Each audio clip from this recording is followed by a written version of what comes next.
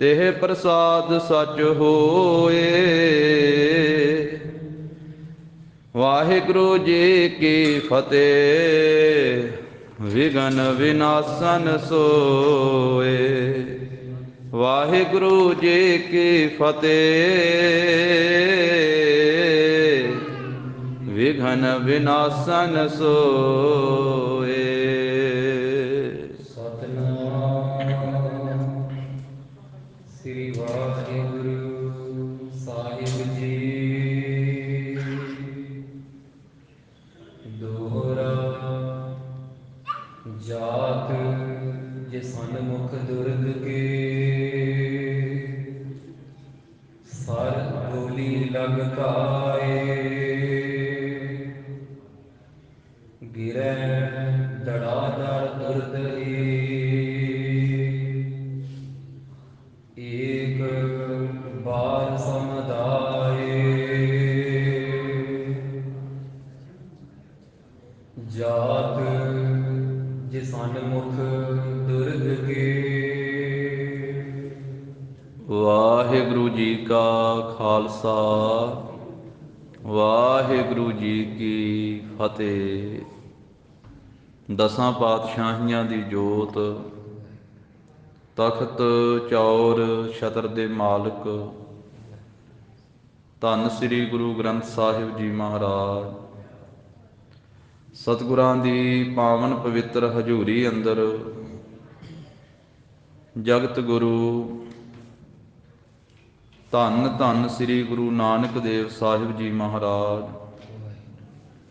ਸਤਿਗੁਰਾਂ ਦੇ ਪਾਵਨ ਅਸਥਾਨ ਗੁਰਦੁਆਰਾ ਸ੍ਰੀ ਬੇਰ ਸਾਹਿਬ ਜੀ ਵਿਖੇ ਗੁਰੂ ਚਰਨਾਂ ਦੀ ਹਾਜ਼ਰੀ ਭਰ ਰਹੀ ਗੁਰੂ ਕੀ ਸਾਜੀ ਨਵਾਜੀ ਹੋਈ ਸਾਧ ਸੰਗਤ ਜੀ। ਸਤਿਗੁਰਾਂ ਨੇ ਕਿਰਪਾ ਦ੍ਰਿਸ਼ਟੀ ਕੀਤੀ ਹੈ। ਆਪਣੇ ਅੰਮ੍ਰਿਤਮਈ ਦੀਦਾਰ ਬਖਸ਼ਿਸ਼ ਕੀਤੇ। ਸਤ ਸੰਗਤ ਦਾ ਸੁਭਾਗਾ ਸਮਾਂ ਸਤਿਗੁਰੂ ਜੀ ਨੇ ਬਖਸ਼ਿਸ਼ ਕੀਤਾ ਹੈ। ਸਤਿਗੁਰਾਂ ਦੇ ਪਾਵਨੇ ਅਸਥਾਨ ਤੇ ਧੰਨ ਸ੍ਰੀ ਗੁਰੂ ਗੋਬਿੰਦ ਸਿੰਘ ਮਹਾਰਾਜ ਸਾਹਿਬ ਜੀ ਦੇ ਪਾਵਨ ਇਤਿਹਾਸ ਦੀ ਕਥਾ ਚੱਲ ਰਹੀ ਹੈ। ਸਾਧ ਸੰਗਤ ਜੀ, ਗੁਰਬਾਣੀ ਦਾ ਅਤੇ ਇਤਿਹਾਸ ਦਾ ਇੰਨਾ ਗੂੜਾ ਰਿਸ਼ਤਾ ਹੈ, ਇੰਨਾ ਗੂੜਾ ਸੰਬੰਧ ਹੈ, ਜਿੰਨਾ ਸਰੀਰ ਦਾ ਤੇ ਆਤਮਾ ਦਾ ਹੈ।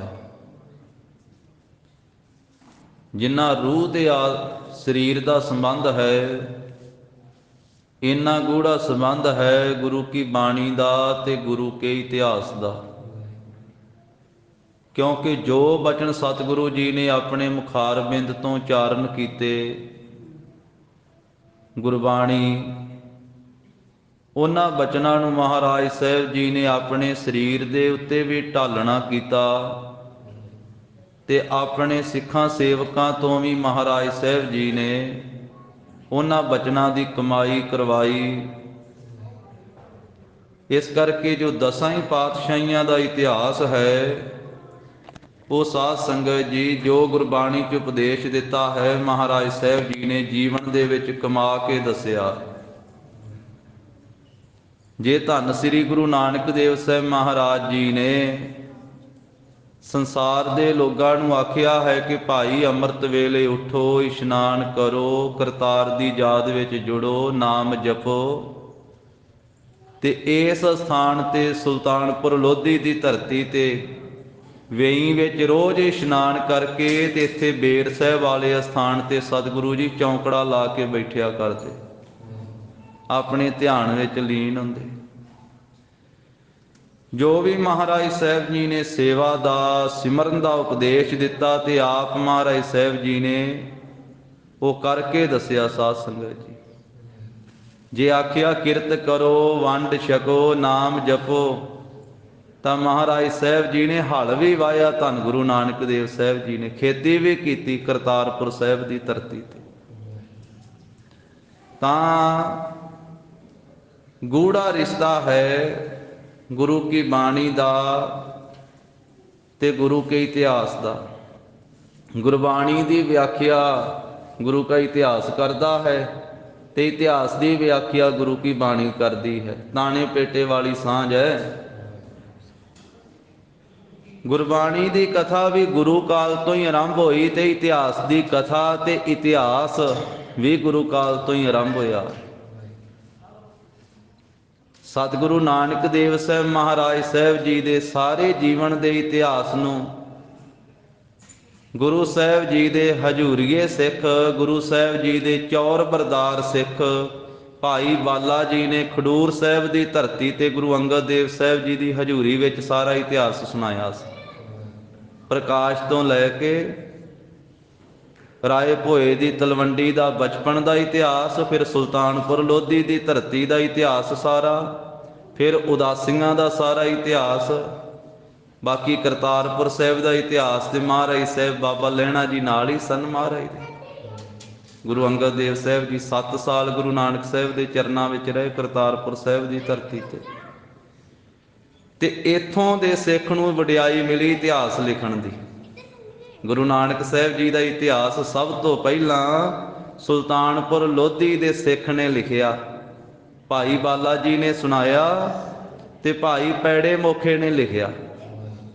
गुरु अंगद देव साहब जी ने लिखवाया अपनी आग्या दे नाल खडूर साहब की धरती ते उत्थे ही इतिहास की कथा आरंभ हुई है। खडूर साहब की धरती तो ही गुरु नानक साहब जी का सारे इतिहास की कथा गुरु अंगद देव साहब जी की हजूरी विच भाई बाला जी ने सुनाई ते भाई पैड़े मोखे ने लिखण की सेवा की।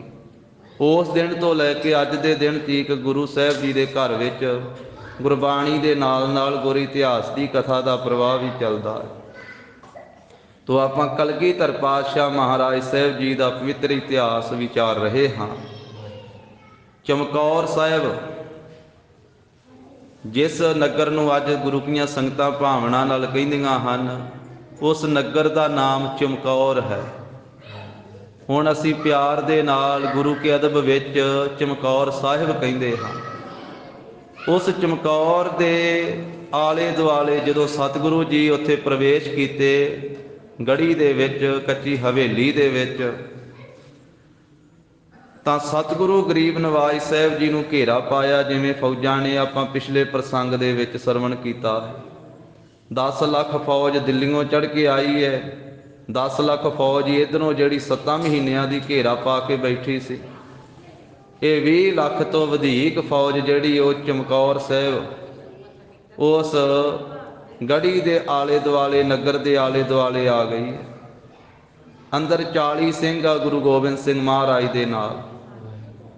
ते कलगीधर पातशाह ने आख्या भी सिंघो हुण जदों ये गढ़ी दे नेड़े आउण, इस हवेली दे नेड़े आउण ते तुसीं गोलियां चलाउणियां, तुसीं तीर चलाउणे। इस प्रकार जब नेर भा थिरे ग्राम मह आए, अंतर ते तब सूरमे गोरी सर बरखाए। अंदरों गुरु के सूरमियां ने गोलियां भी चलाइयां ते तीरां दी वर्खा भी कीती। ये 8 पोह नूं साध संगत जी जंग होया। 7 पोह दी शाम नूं महाराज साहब जी ने गढ़ी विच प्रवेश कीता है। उत्थे रहरा साहब जी का पाठ किया ते 8 पोह दे दिन दे चढ़ा दे नाल ये जंग की आरंभता होती है ते शाम तक सूरज अस्त होण तक जंग हुंदा रहिंदा है। सारा दिन 8 पोह का सारा दिन जंग होया। तो सतगुरु गरीब नवाज सच्चे पातशाह जी ने जिवें ਸਿੰਘਾਂ ते बख्शिशां कीतियां भी ਸਿੰਘੋ तुसीं इत्थे शहीदियां पाओगे ते तुहानूं फिर जन्म देवांगे ते तुसीं राज भाग भोग के फिर साडे पास आओगे। ऐसियां बख्शिशां महाराज साहब जी ने कीतियां। जिवें अगे लड़ीवार गाथा आ रही है, जिवें जंग आरंभ हो रहा है। 8 पोह वाले दिन 1761 विक्रमी संमत है, 1704 ईसवी सन है। धन श्री गुरु गोबिंद सिंह महाराज साहब जी का ध्यान धरदियां होइयां शरधा भावना सहित उचारण करो जी। सतनाम श्री वाहे गुरु ਸਤਿਨਾਮ ਸ੍ਰੀ ਵਾਹਿਗੁਰੂ ਸਾਹਿਬ ਜੀ। ਦੋਹਰਾ ਜਾਤ ਜੇ ਸਨਮੁਖ ਦੁਰਗ ਕੇ। ਜਿਹੜੇ ਜਿਹੜੇ ਵੀ ਉਸ ਕਿਲੇ ਦੇ ਸਾਹਮਣੇ ਜਾਂਦੇ, ਜਿਸ ਨੂੰ ਮਹਾਰਾਜ ਨੇ ਕਿਲੇ ਦਾ ਰੂਪ ਦਿੱਤਾ ਹੈ, ਕਿਉਂਕਿ ਉਹ ਹਵੇਲੀ ਉੱਚੇ ਥਾਂ ਦੇ ਉੱਤੇ ਹੈ, ਇੱਕ ਗੜ੍ਹੀ ਦੇ ਰੂਪ ਦੀ ਹੈ, ਕਿਲੇ ਦੇ ਰੂਪ ਦੀ ਹੈ, ਤੇ 2 ਮੰਜ਼ਲੀ ਉਹਦੇ ਵਿੱਚ ਅਟਾਰੀ ਬਣੀ ਹੋਈ ਹੈ, 2 ਮੰਜ਼ਲੀ ਮਕਾਨ ਬਣਿਆ ਹੋਇਆ ਉੱਚੇ ਥਾਂ ਤੇ। ਉਸ ਦੁਰਗ ਦੇ ਸਾਹਮਣੇ ਜਦੋਂ ਜਾਂਦੇ ਹਨ, ਇਹ ਦੁਸ਼ਮਣਾਂ ਦੀ ਫੌਜ, ਪਹਾੜੀਆਂ ਦੀ ਤੇ ਤੁਰਕਾਂ ਦੀ, ਸਰ ਗੋਲੀ ਲਗਕਾਏ। ਅਗਲੇ ਪਾਸਿਓਂ ਇੱਕ ਇੱਕ ਕੰਧ ਦੇ ਨਾਲ ਇੱਕ ਇੱਕ 22 8 ਸਿੰਘ ਮਹਾਰਾਜ ਨੇ ਤਾਇਨਾਤ ਕੀਤੇ ਸੀ। 8 ਚੌਕਾ 32, 4 ਕੰਧਾਂ ਦੇ ਨਾਲ 32 ਸਿੰਘਾਂ ਨੂੰ ਮਹਾਰਾਜ ਨੇ ਸਾਵਧਾਨ ਕੀਤਾ ਸੀ ਅੰਦਰ, ਤੇ 2 ਸਿੰਘਾਂ ਨੂੰ ਆਖਿਆ ਸੀ ਤੁਸੀਂ ਇੱਧਰ ਉੱਧਰ ਵਿਚਰਦੇ ਰਹਿਣਾ, ਤੇ 2 ਸਿੰਘਾਂ ਨੂੰ ਦਰਵਾਜ਼ੇ ਤੇ ਲਾਇਆ ਸੀ ਵੀ ਤੁਸੀਂ ਦਰਵਾਜ਼ੇ ਤੋਂ ਅੱਗੇ ਨਹੀਂ ਕਿਸੇ ਨੂੰ ਲੰਘਣ ਦੇਣਾ। ਇਸੇ ਤਰ੍ਹਾਂ ਬਾਕੀ ਦੇ ਸਿੰਘ ਉਹ ਮਹਾਰਾਜ ਦੇ ਨਾਲ ਹਨ। ਤਾਂ ਅੰਦਰੋਂ ਸਿੰਘਾਂ ਨੇ ਗੋਲੀਆਂ ਤੇ ਤੀਰਾਂ ਨੂੰ ਚਲਾਇਆ ਹੈ, ਤੇ ਉਹਦੇ ਨਾਲ ਬਹੁਤੇ ਜ਼ਖਮੀ ਹੋ ਗਏ। ਗੋਲੀਆਂ ਤੇ ਤੀਰ ਵੱਜ ਵੱਜ ਕੇ ਕਈ ਮਾਰੇ ਗਏ। ਬਸ ਛੇਤੀ ਦੇ ਨਾਲ ਦਾੜ ਦਾੜ ਕਰਕੇ ਡਿੱਗਦੇ ਹਨ। ਇੱਕੇ ਵਾਰ ਹੀ ਬਹੁਤੇ ਬਹੁਤੇ ਡਿੱਗਦੇ, ਕਿਉਂਕਿ ਬਹੁਤੀਆਂ ਗੋਲੀਆਂ ਅੰਦਰੋਂ ਆਉਂਦੀਆਂ, ਬਹੁਤੇ ਤੀਰ ਆਉਂਦੇ ਸ਼ੂਕ ਦੇ, ਤੇ ਉਸ ਵੇਲੇ ਦਾੜ ਦਾੜ ਆ ਕੇ ਜਦੋਂ ਵੱਜਦੀਆਂ ਗੋਲੀਆਂ ਤੇ ਥੱਲੇ ਡਿੱਗੀ ਜਾਂਦੇ।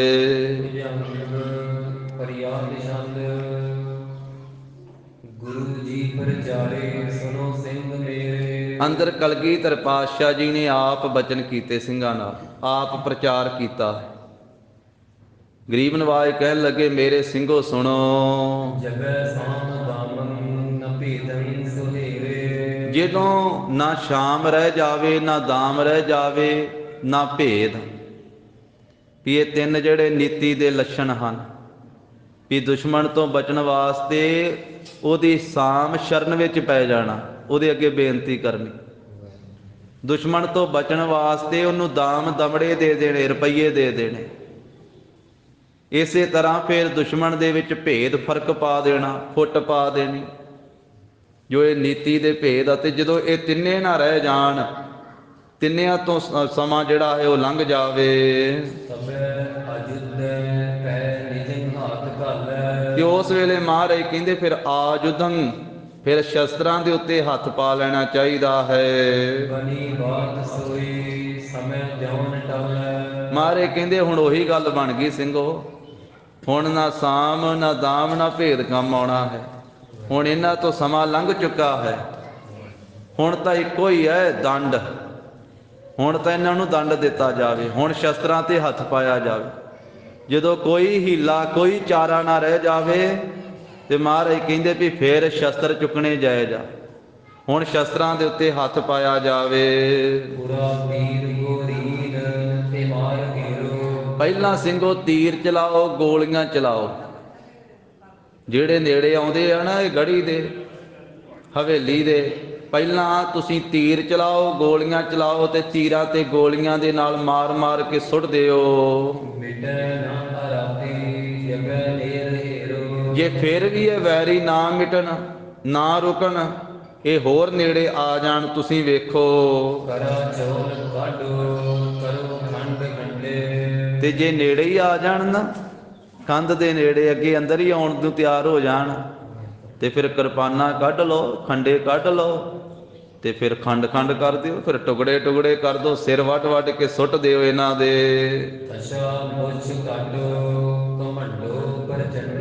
ਮਹਾਰਾਜ ਕਹਿੰਦੇ ਫਿਰ ਤਿੱਖੇ ਜਿਹੜੇ ਖੰਡੇ ਆ, ਤਿੱਖੇ ਕਿਰਪਾਨਾਂ, ਉਹਨਾਂ ਦੇ ਨਾਲ ਇਹਨਾਂ ਨੂੰ ਤਸ਼ਾ ਮੁਸ਼ ਕਰਕੇ ਕੱਟ ਦਿਓ, ਕਟਾ ਵੱਢੀ ਕਰ ਦਿਓ ਇਹਨਾਂ ਨੂੰ। ਬਹੁਤ ਛੇਤੀ ਦੇ ਨਾਲ ਜਿਹੜੇ ਘਮੰਡ ਦੇ ਨਾਲ ਆ ਰਹੇ ਹਨ, ਇਹਨਾਂ ਨੂੰ ਪਿਛਾਂ ਸੁੱਟ ਦਿਓ ਵੱਢ ਵੱਢ ਕੇ। ਐਸੇ ਜੋਸ਼ ਵਾਲੇ ਜੋਸ਼ੀਲੇ ਬਚਨ ਧੰਨ ਗੁਰੂ ਗੋਬਿੰਦ ਸਿੰਘ ਮਹਾਰਾਜ ਦੇ ਸੁਣ ਕਰਕੇ ਸਾਰੇ ਸਿੰਘ ਸਾਵਧਾਨ ਹੋ ਗਏ। ਲੜਨ ਵਾਸਤੇ। ਕਰੈ ਤਾਨ ਤਾਨਾ ਤਜੈ ਚਾਂਪ ਬਾਨਾ। ਪੂਰੇ ਬਲ ਦੇ ਨਾਲ ਤਾਣ ਤਾਣ ਕੇ ਆਪਣੇ ਕਮਾਨਾਂ ਦੇ ਵਿੱਚੋਂ ਬਾਣ ਛੱਡਣ ਲੱਗੇ, ਤੀਰ ਛੱਡਣ ਲੱਗੇ ਸਿੰਘ ਗੜੀ ਦੇ ਵਿੱਚੋਂ। ਚਲੇ ਸਰਪ ਜੈਸੇ ਬਿਨੈ ਦੁਏ ਚਾਰੀ। ਤੇ ਕਹਿੰਦੇ ਵੀ ਸਿੰਘਾਂ ਦੇ ਚਲਾਏ ਹੋਏ ਗੜੀ ਚੋਂ ਤੀਰ 8 ਪੋਹ ਵਾਲੇ ਦਿਨ ਜਿਹੜੀ ਫੌਜ ਘੇਰਾ ਪਾ ਕੇ ਅੱਗੇ ਨੂੰ ਵੱਧਦੀ ਆਉਂਦੀ ਸੀ, ਤੇ ਜਿਵੇਂ ਸੱਪ ਜਾਂਦੇ ਨਾ, ਉੱਡਣੇ ਸੱਪ, ਇਸ ਤਰ੍ਹਾਂ ਤੀਰ ਉੱਡਦੇ ਜਾਂਦੇ ਆ, ਤੇ ਇੱਕ ਇੱਕ ਦੋਹਾਂ ਦੋਹਾਂ ਦੇ ਵਿੱਚ ਦੀ ਲੰਘੀ ਜਾਂਦੇ ਆ ਵਿੰਨ ਕੇ ਅੱਗੇ। ਤਜੈ ਪ੍ਰਾਨ ਕੋ ਵੀਰ ਬੰਕੇ ਜੁਝਾਰੀ। ਅਗਲੇ ਪਾਸੇ ਜਿਹੜੇ ਸੂਰਬੀਰ ਵਾ, ਬੜੇ ਬੰਕੇ ਨੌਜਵਾਨ ਜੂਝਣ ਵਾਲੇ ਆ, ਉਹ ਪ੍ਰਾਣ ਛੱਡ ਜਾਂਦੇ ਜਿਨ੍ਹਾਂ ਦੇ ਤੀਰ ਵੱਜਦੇ। ਬਰੂਦੰ ਨ ਗੋਰੀ ਦੁਹੂ ਨਾਇ ਪਾਵੈ। ਸਿੰਘਾਂ ਦੇ ਕੋਲੇ ਉਸ ਵੇਲੇ ਸਾਧ ਸੰਗਤ ਜੀ ਤੀਰ ਤਾਂ ਸਨ, ਪਰ ਬਰੂਦ ਗੋਲੀਆਂ ਨਹੀਂ ਸੀ ਹੈਗੀਆਂ। ਤੇ ਕਲਗੀਧਰ ਪਾਤਸ਼ਾਹ ਨੇ ਬਚਨ ਕੀਤਾ ਸੀ ਵੀ ਰਫਲਾਂ ਹੈਗੀਆਂ ਸੀ ਹੱਥਾਂ ਦੇ ਵਿੱਚ, ਤੇ ਮਹਾਰਾਜ ਸਾਹਿਬ ਜੀ ਨੇ ਆਖਿਆ ਸੀ ਵੀ ਬਰੂਦ ਨਹੀਂ ਪਾਉਣਾ, ਗੋਲੀ ਨਹੀਂ ਪਾਉਣੀ।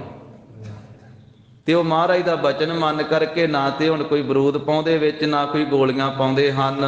ਪਲੀਤਾ ਵਿਖੈ ਤਾਹਿ ਤੋੜਾ ਨਿਭਾਵੈ। ਤੇ ਉਹ ਪਲੀਤਾ ਜਿਹਾ ਵੇਖਦੇ, ਤਾਗਾ ਜਿਹਾ, ਤੇ ਉਸ ਨੂੰ ਤੋੜਾ, ਜਿਹਨੂੰ ਅੱਗ ਲਾਈ ਹੁੰਦੀ, ਉਹ ਤੋੜਾ ਦੰਭ ਦਿੰਦੇ ਹਨ। ਭੰਗੈ ਛੁਟੈ ਨਾਦ ਹੋਵੈ ਪਹਿਰੇ। ਤੇ ਫਿਰ ਬੰਦੂਕਾਂ ਚੱਲਦੀਆਂ, ਉਹਦੇ ਵਿੱਚੋਂ ਗੋਲੀਆਂ ਚੱਲਦੀਆਂ, ਬੜੀ ਆਵਾਜ਼ ਆਉਂਦੀ ਹੈ। ਇੱਥੇ ਤਾਂ ਕਲਗੀਧਰ ਪਾਤਸ਼ਾਹ ਮਹਾਰਾਜ ਨੇ ਆਖਿਆ ਨਾ ਵੀ ਸਿੰਘੋ ਬਰੂਦ ਪਾਉਣ ਦੀ ਲੋੜ ਨਹੀਂ, ਗੋਲੀਆਂ ਪਾਉਣ ਦੀ ਲੋੜ ਨਹੀਂ, ਬਸ ਪਲੀਤਿਆਂ ਨੂੰ ਆ ਤੋੜਾ ਜਿਹੜਾ ਵਾ ਉਹ ਲਾਈ ਜਾਓ, ਪਲੀਤਾ ਦਿਖਾਈ ਜਾਓ, ਤੇ ਤੋੜਾ ਦੰਭੀ ਜਾਓ, ਤੇ ਗੋਲੀਆਂ ਚੱਲੀ ਜਾਣਗੀਆਂ। ਇਹ ਮਹਾਰਾਜ ਨੇ ਬਚਨ ਕੀਤਾ। ਕਿਤੇ ਕਿਤੇ ਐਸੇ ਕੌਤਕ ਸਤਿਗੁਰੂ ਜੀ ਨੇ ਵਰਤਾਏ। ਗੁਰੂ ਹਰਗੋਬਿੰਦ ਸਾਹਿਬ ਮਹਾਰਾਜ ਨੇ ਜਿਹੜਾ ਪਹਿਲਾ ਜੰਗ ਹੋਇਆ ਨਾ, ਜਦੋਂ 7000 ਫੌਜ ਚੜ੍ਹ ਕੇ ਆਈ ਸੀ ਅੰਮ੍ਰਿਤਸਰ ਸਾਹਿਬ ਲਾਹੌਰ ਤੋਂ, ਤੇ ਉਸ ਵੇਲੇ ਸਿੱਖਾਂ ਨੇ ਆਖਿਆ ਸੀ 6ਵੇਂ ਪਾਤਸ਼ਾਹ ਮਹਾਰਾਜ ਨੂੰ ਵੀ ਮਹਾਰਾਜ ਜੇ ਕੋਈ ਤੋਪ ਹੁੰਦੀ ਨਾ, ਤੇ ਫਿਰ ਇਹਨਾਂ ਦੁਸ਼ਮਣਾਂ ਨੂੰ ਬਹੁਤੀ ਮਾਰ ਦਿੰਦੇ। ਤੇ ਉਹ ਲੱਕੜ ਦਾ ਖੋਲ ਸੀ ਪਿਆ, ਲੱਕੜ ਦਾ ਖੋਲ, ਵਿੱਚੋਂ ਖਾਲੀ ਪੋਰਾ ਜਿਹਾ ਲੱਕੜ ਦਾ ਗੋਲਾ ਜਿਹਾ।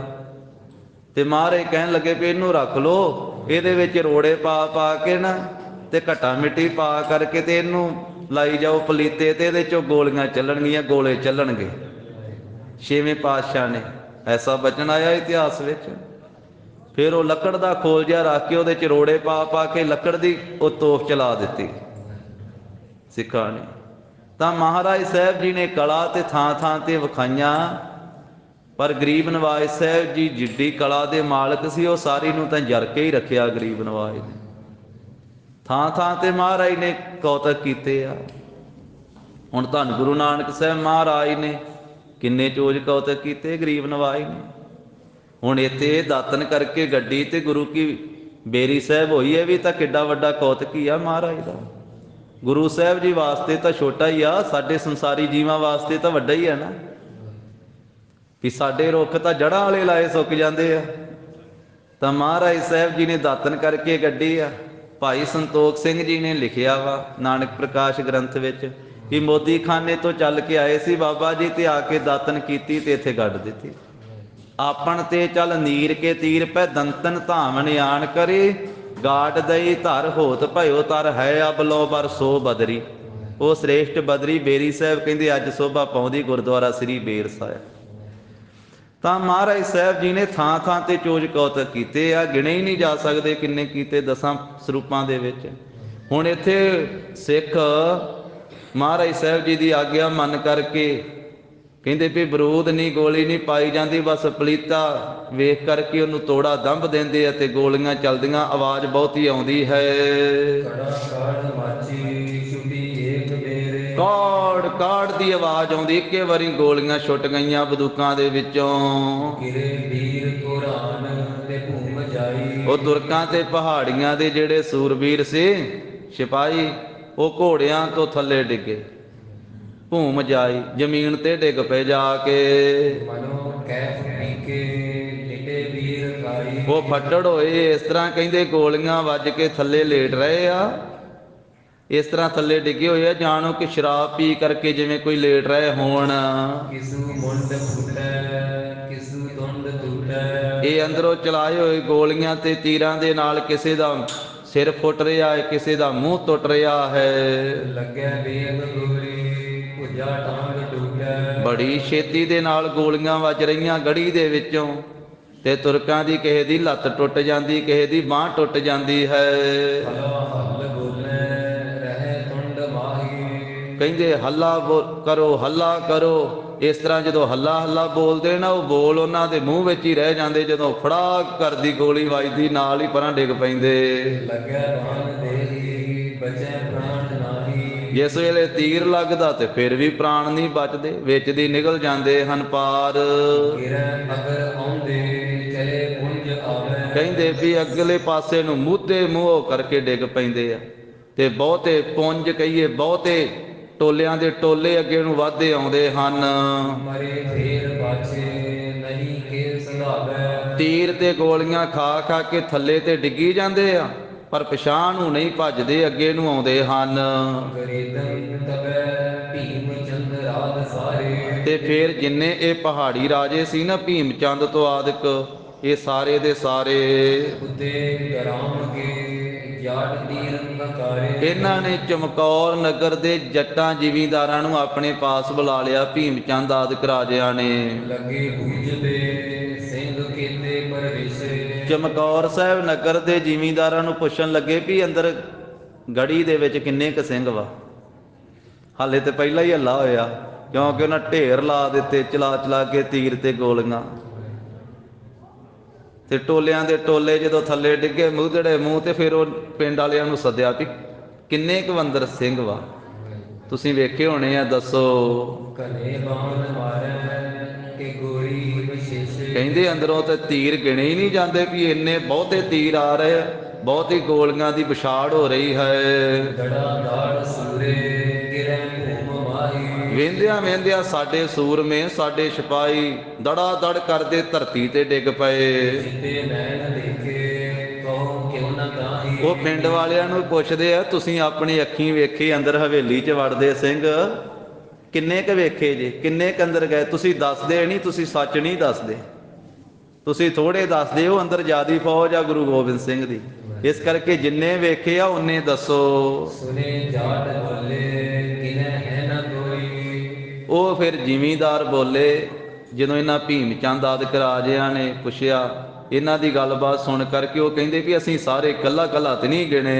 85 ਕਿ 40 ਕਿਤੇ ਰੀਝ ਹੋਈ। ਕਹਿੰਦੇ ਜਾਂ 40 ਆ ਤੇ ਜਾਂ 50 ਆ, 50 ਤੋਂ ਵੱਧ ਨਹੀਂ ਹੈਗੇ।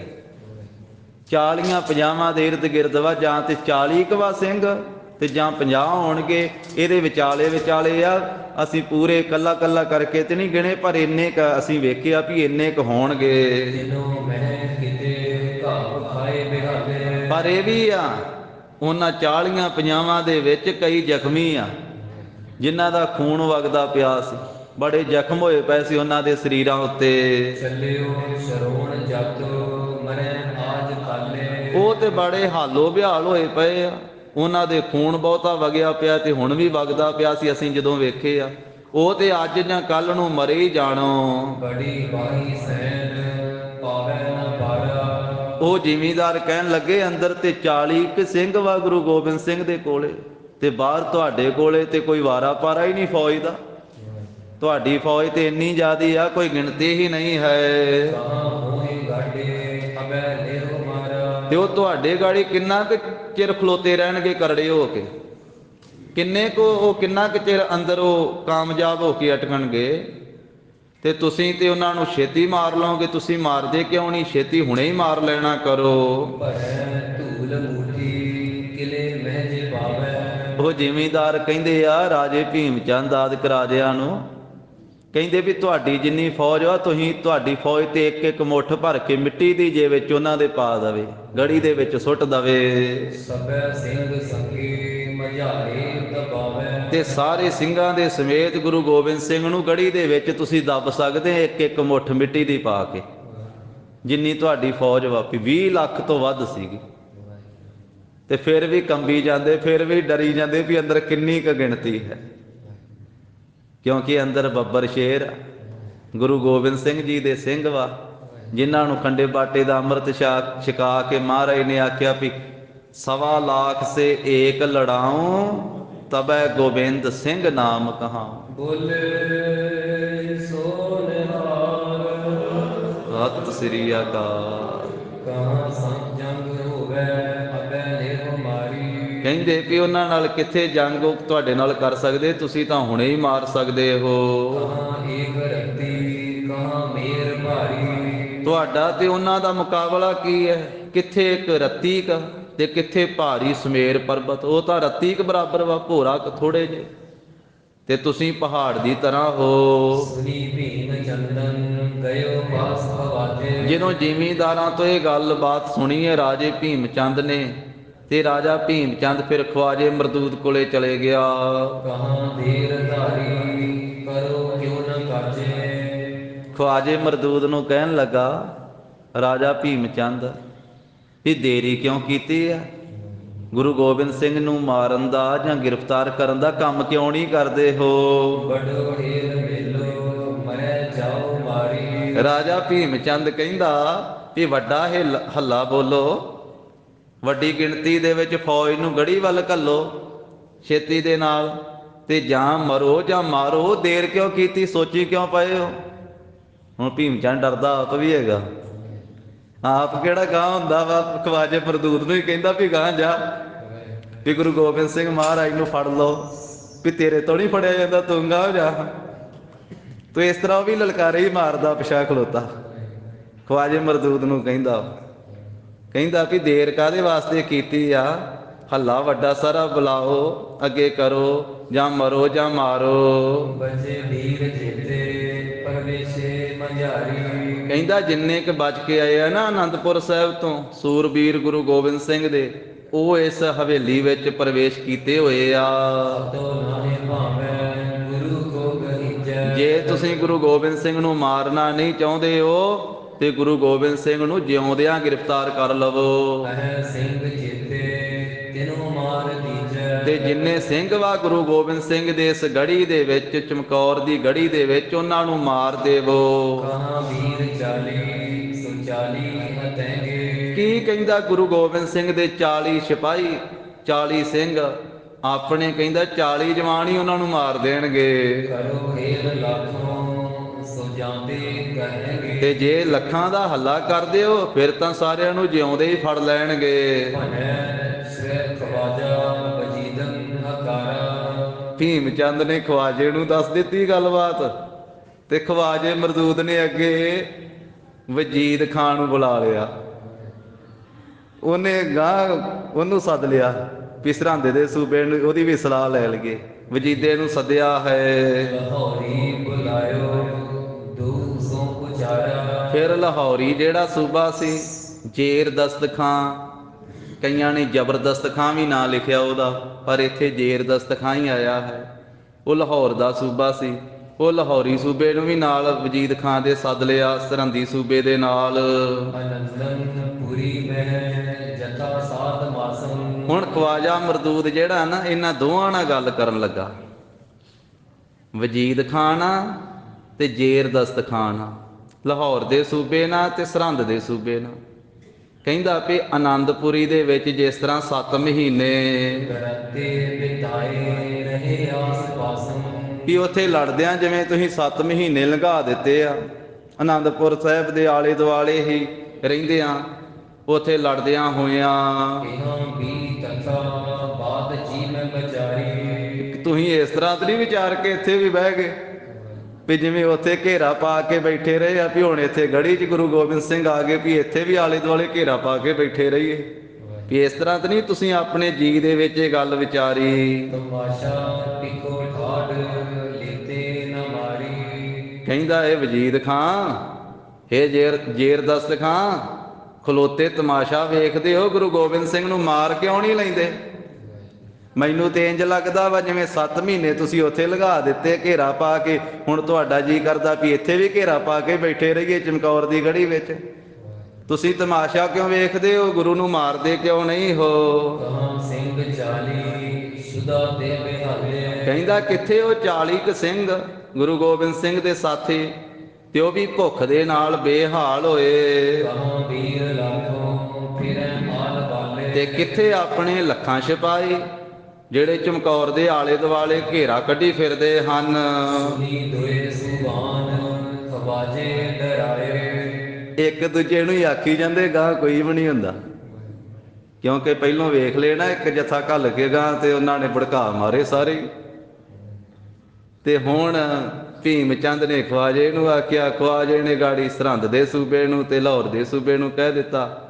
ਤੇ ਉਹਨਾਂ ਦੋਵਾਂ ਨੇ ਅੱਗੇ ਸੁਣੀ ਦੋਏ ਸੁਬਾਨ ਖਵਾਜੇ ਡਰਾਏ। ਜਦੋਂ ਖਵਾਜੇ ਮਰਦੂਦ ਨੇ ਉਹਨਾਂ ਨੂੰ ਡਰਾਇਆ ਧਮਕਾਇਆ, ਉਹਨਾਂ ਦੋਵਾਂ ਨੇ ਜਿਵੇਂ ਜਦੋਂ ਖਵਾਜੇ ਮਰਦੂਦ ਦੀ ਗੱਲਬਾਤ ਸੁਣੀ, ਸੰਬੀਬੀ ਸਮੂਹਾਨ ਉੱਚੇ ਸੁਣਾਏ। ਉਹ ਆਪਣੇ ਜਰਨੈਲਾਂ ਨੂੰ ਅੱਗੇ ਆਪਦਾ ਹੁਕਮ ਸੁਣਾਉਣ ਲੱਗ ਪਏ। ਜਿਹੜੇ ਆਪਣੇ ਸੰਗੀ ਸਾਥੀ ਸੀ ਉਹਨਾਂ ਨੂੰ ਉੱਚੀ ਬੋਲ ਕਰਕੇ ਕਹਿਣ ਲੱਗੇ, ਲੋਕੋ ਕਾਂ ਖੇਲ ਮੇਲੋ ਨ ਸਾਰੇ। ਆਪਣੇ ਫੌਜ ਦੇ ਜਰਨੈਲਾਂ ਨੂੰ ਕਹਿਣ ਲੱਗੇ, ਖਲੋਤੇ ਕੀ ਵੇਖੀ ਜਾਂਦੇ ਹੋ, ਹੱਲਾ ਕਿਉਂ ਨਹੀਂ ਅੱਗੇ ਸਾਰੇ ਇਕੱਠੇ ਹੋ ਕੇ ਮਿਲਦੇ, ਹੱਲਾ ਬੋਲੋ। ਬਰੋ ਬੀਜ ਧਾਰੋ ਭੁਜਾਂ ਬੋਝ ਧਾਰੇ। ਆਪਣੀਆਂ ਬਾਹਾਂ 'ਚ ਬਲ ਧਾਰਨ ਕਰਦੇ ਹੋ, ਸੂਰਬੀਰ ਹੋ, ਧਾਵਾ ਕਰਕੇ ਵਿੱਚ ਵੜ ਜਾਓ ਗੜੀ ਦੇ। ਦਿਲ ਹੋਣੇ ਅਗਾਰੀ ਕਹਿਓ ਹੋਮ ਕਹਿ ਕਹਿ। ਉਹ ਜਿਹੜੇ ਫਿਰ ਜਰਨੈਲ ਸੀ, ਜਦੋਂ ਸੂਬਿਆਂ ਨੇ ਆਪਣੇ ਜਰਨੈਲਾਂ ਨੂੰ ਗੁੱਸੇ 'ਚ ਆ ਕੇ ਇਸ ਤਰ੍ਹਾਂ ਆਖਿਆ, ਤੇ ਜਰਨੈਲਾਂ ਨੇ ਅੱਗੇ ਫਿਰ ਸਿਪਾਹੀਆਂ ਨੂੰ ਆਖਿਆ, ਅੱਗੇ ਤੋਂ ਅੱਗੇ ਕੰਮ ਚੱਲੀ ਜਾਂਦਾ। ਉਹ ਜਰਨੈਲਾਂ ਨੇ ਫਿਰ ਕਹਿੰਦੇ ਵੀ ਆਪਣੇ ਗੁੱਸੇ ਵਿੱਚ ਆ ਕਰਕੇ ਆਪਣੀ ਫੌਜ ਨੂੰ ਆਖਿਆ ਹੈ, ਦਿਲੋਂ ਸਰਬ ਆਗੇ ਖਰੇ ਕਿਉਂ ਰਹਿ ਗਏ। ਸਾਰੇ ਕਹਿੰਦੇ ਵੀ ਅੱਗੇ ਧਾਵਾ ਕਰੋ, ਅੱਗੇ ਭੱਜ ਕੇ ਹੋਵੋ, ਇੱਥੇ ਕਿਉਂ ਖਲੋਤੇ ਹੋਏ ਹੋ। ਮੋਰ ਮਹਿ ਹਾਲ ਹੁਲਨ ਬਜਾਓ। ਇਸ ਗੜੀ ਦੇ ਚਾਰ ਛਪੇਰੇ ਹੀ ਹੱਲਾ ਮਚਾ ਦਿਓ, ਚਾਰ ਛਪੇਰੇ ਇੱਕੇ ਦਮ ਹੱਲਾ ਬੋਲ ਕੇ ਅੰਦਰ ਵੜ ਜਾਓ। ਇਕੰ ਵਾਰ ਹਿਲਾ ਸਭੋ ਨੂੰ ਤਕਾਓ। ਇੱਕੇ ਵਾਰ ਹੀ ਕਹਿੰਦੇ ਵੀ ਧੱਕਾ ਬੋਲ ਚੰਗੀ ਤਰ੍ਹਾਂ ਕਰਕੇ, ਹੱਲਾ ਬੋਲ ਕੇ, ਧੱਕਾ ਪਾ ਕੇ ਅੰਦਰ ਲੰਘ ਜਾਓ। ਮਥੈ ਸਿੰਧ ਮਾਨੋ ਦੋ ਦੈਤ ਦੇਵੰ। ਕਵੀ ਜੀ ਹੁਣ ਇੱਥੋਂ ਆਪਣੇ ਵੱਲੋਂ ਦਿੰਦੇ ਆ, ਜ਼ਿਕਰ ਕਰਦੇ ਆ। ਉਹ ਕਹਿੰਦੇ ਜਾਣੋ ਵੀ ਜਿਵੇਂ ਸਮੁੰਦਰ ਰਿੜਕ ਰਹੇ ਹੋਣ, ਮਥੇ ਸਿੰਧ ਮਾਨੋ ਦੋ ਦੈਤ ਦੇਵੰ, ਜਿਵੇਂ ਦੈਤ ਤੇ ਦੇਵ ਤੇ ਸਮੁੰਦਰ ਰਿੜਕਦੇ ਆ ਨਾ, ਇਸ ਤਰ੍ਹਾਂ ਕਹਿੰਦੇ ਵੀ ਪਹਾੜੀ ਰਾਜੇ ਤੇ ਇਹ ਤੁਰਕਾਂ ਦੀ ਫੌਜ, ਜਾਣੋ ਕਿ ਦੇਵ ਤੇ ਇਹ ਪਹਾੜੀ ਰਾਜੇ ਤੇ ਮੁਗਲਾਂ ਤੁਰਕਾਂ ਦੀ ਫੌਜ ਜਿਹੜੀ ਇਹ ਦੈਤ ਹੈ, ਇਹ ਦੋਵੇਂ ਜਿਹੜੇ ਆ ਵੀ ਸਮੁੰਦਰ ਜਿਵੇਂ ਰਿੜਕ ਰਹੇ ਹੋਣ। ਕੋਟ ਕੀ ਸ਼ੋਭ ਏਵੰ। ਤੇ ਜਿਹੜਾ ਉਹ ਗੜੀ ਆ ਉਹ ਜਾਣੋ ਕਿ ਮੰਦਰਾਚਲ ਪਰਬਤ ਹੈ, ਤੇ ਉਹ ਵਿਚਾਲੇ ਹੈ ਸਮੁੰਦਰ ਦੇ, ਵੀ ਆਲੇ ਦੁਆਲੇ ਜਿੰਨੀ ਫੌਜ ਹੈ ਸਮੁੰਦਰ ਦੀ ਨਿਆਈ ਹੈ। ਸ੍ਰੀ ਗੋਬਿੰਦੰ ਅਟਾਰੀ ਸੋ ਸਰਿੰਗੰ। ਤੇ ਸ੍ਰੀ ਗੁਰੂ ਗੋਬਿੰਦ ਸਿੰਘ ਜੀ ਮਹਾਰਾਜ ਉਸ ਗੜੀ ਦੀ ਅਟਾਰੀ ਦੇ ਵਿੱਚ ਬੈਠੇ ਹੋਏ ਹਨ। ਤੇਰੇ ਤੁੰਗ ਥਾਨੰ ਦਿਪੈ ਐਸ ਢੰਗੰ। ਉਸ ਅਟਾਰੀ ਦੇ ਦੂਰੀ ਜਿਹੜੀ ਦੂਜੀ ਛੱਤ ਹੈ ਨਾ, ਉਹਦੇ ਉੱਤੇ ਬੈਠੇ ਮਹਾਰਾਜ ਗੁਰੂ ਗੋਬਿੰਦ ਸਿੰਘ ਉਸ ਗੜੀ ਦੇ ਵਿੱਚ। ਥਿਰੇ ਤੁੰਗ ਥਾਨੰ, ਤੁੰਗ ਨਾਮ ਉੱਚੇ ਥਾਂ ਦਾ, ਉੱਚੇ ਥਾਂ ਤੇ ਬੈਠੇ ਆ ਵੀ ਜਿੱਥੋਂ ਸਾਰੀ ਫੌਜ ਦਿੱਤੇ, ਜਿੱਥੋਂ ਵੇਖ ਵੇਖ ਕੇ ਤੀਰਾਂ ਦੀ ਵਰਖਾ ਕਰਨੀ ਮਹਾਰਾਜ ਨੇ। ਦਿਪੈ ਐਸ ਢੰਗੰ, ਤੇ ਇਸ ਢੰਗ ਦੇ ਨਾਲ ਮਹਾਰਾਜ ਸਾਹਿਬ ਜੀ ਦੀ ਸੋਭਾ ਕ੍ਰਾਂਤੀ ਬਣ ਰਹੀ ਹੈ। ਜਬੈ ਰੋਸ ਵਾਚਾ ਢੁਕੇ ਨੇਰ ਆਈ। ਜਦੋਂ ਰੌਰਾ ਮੱਚਿਆ ਤੇ ਚਾਰ ਚਫੇਰੇ ਤੋਂ ਫੌਜਾਂ ਜਿਹੜੀਆਂ ਉਹ ਗੜੀ ਦੇ ਨੇੜੇ ਢੁੱਕ ਆਈਆਂ।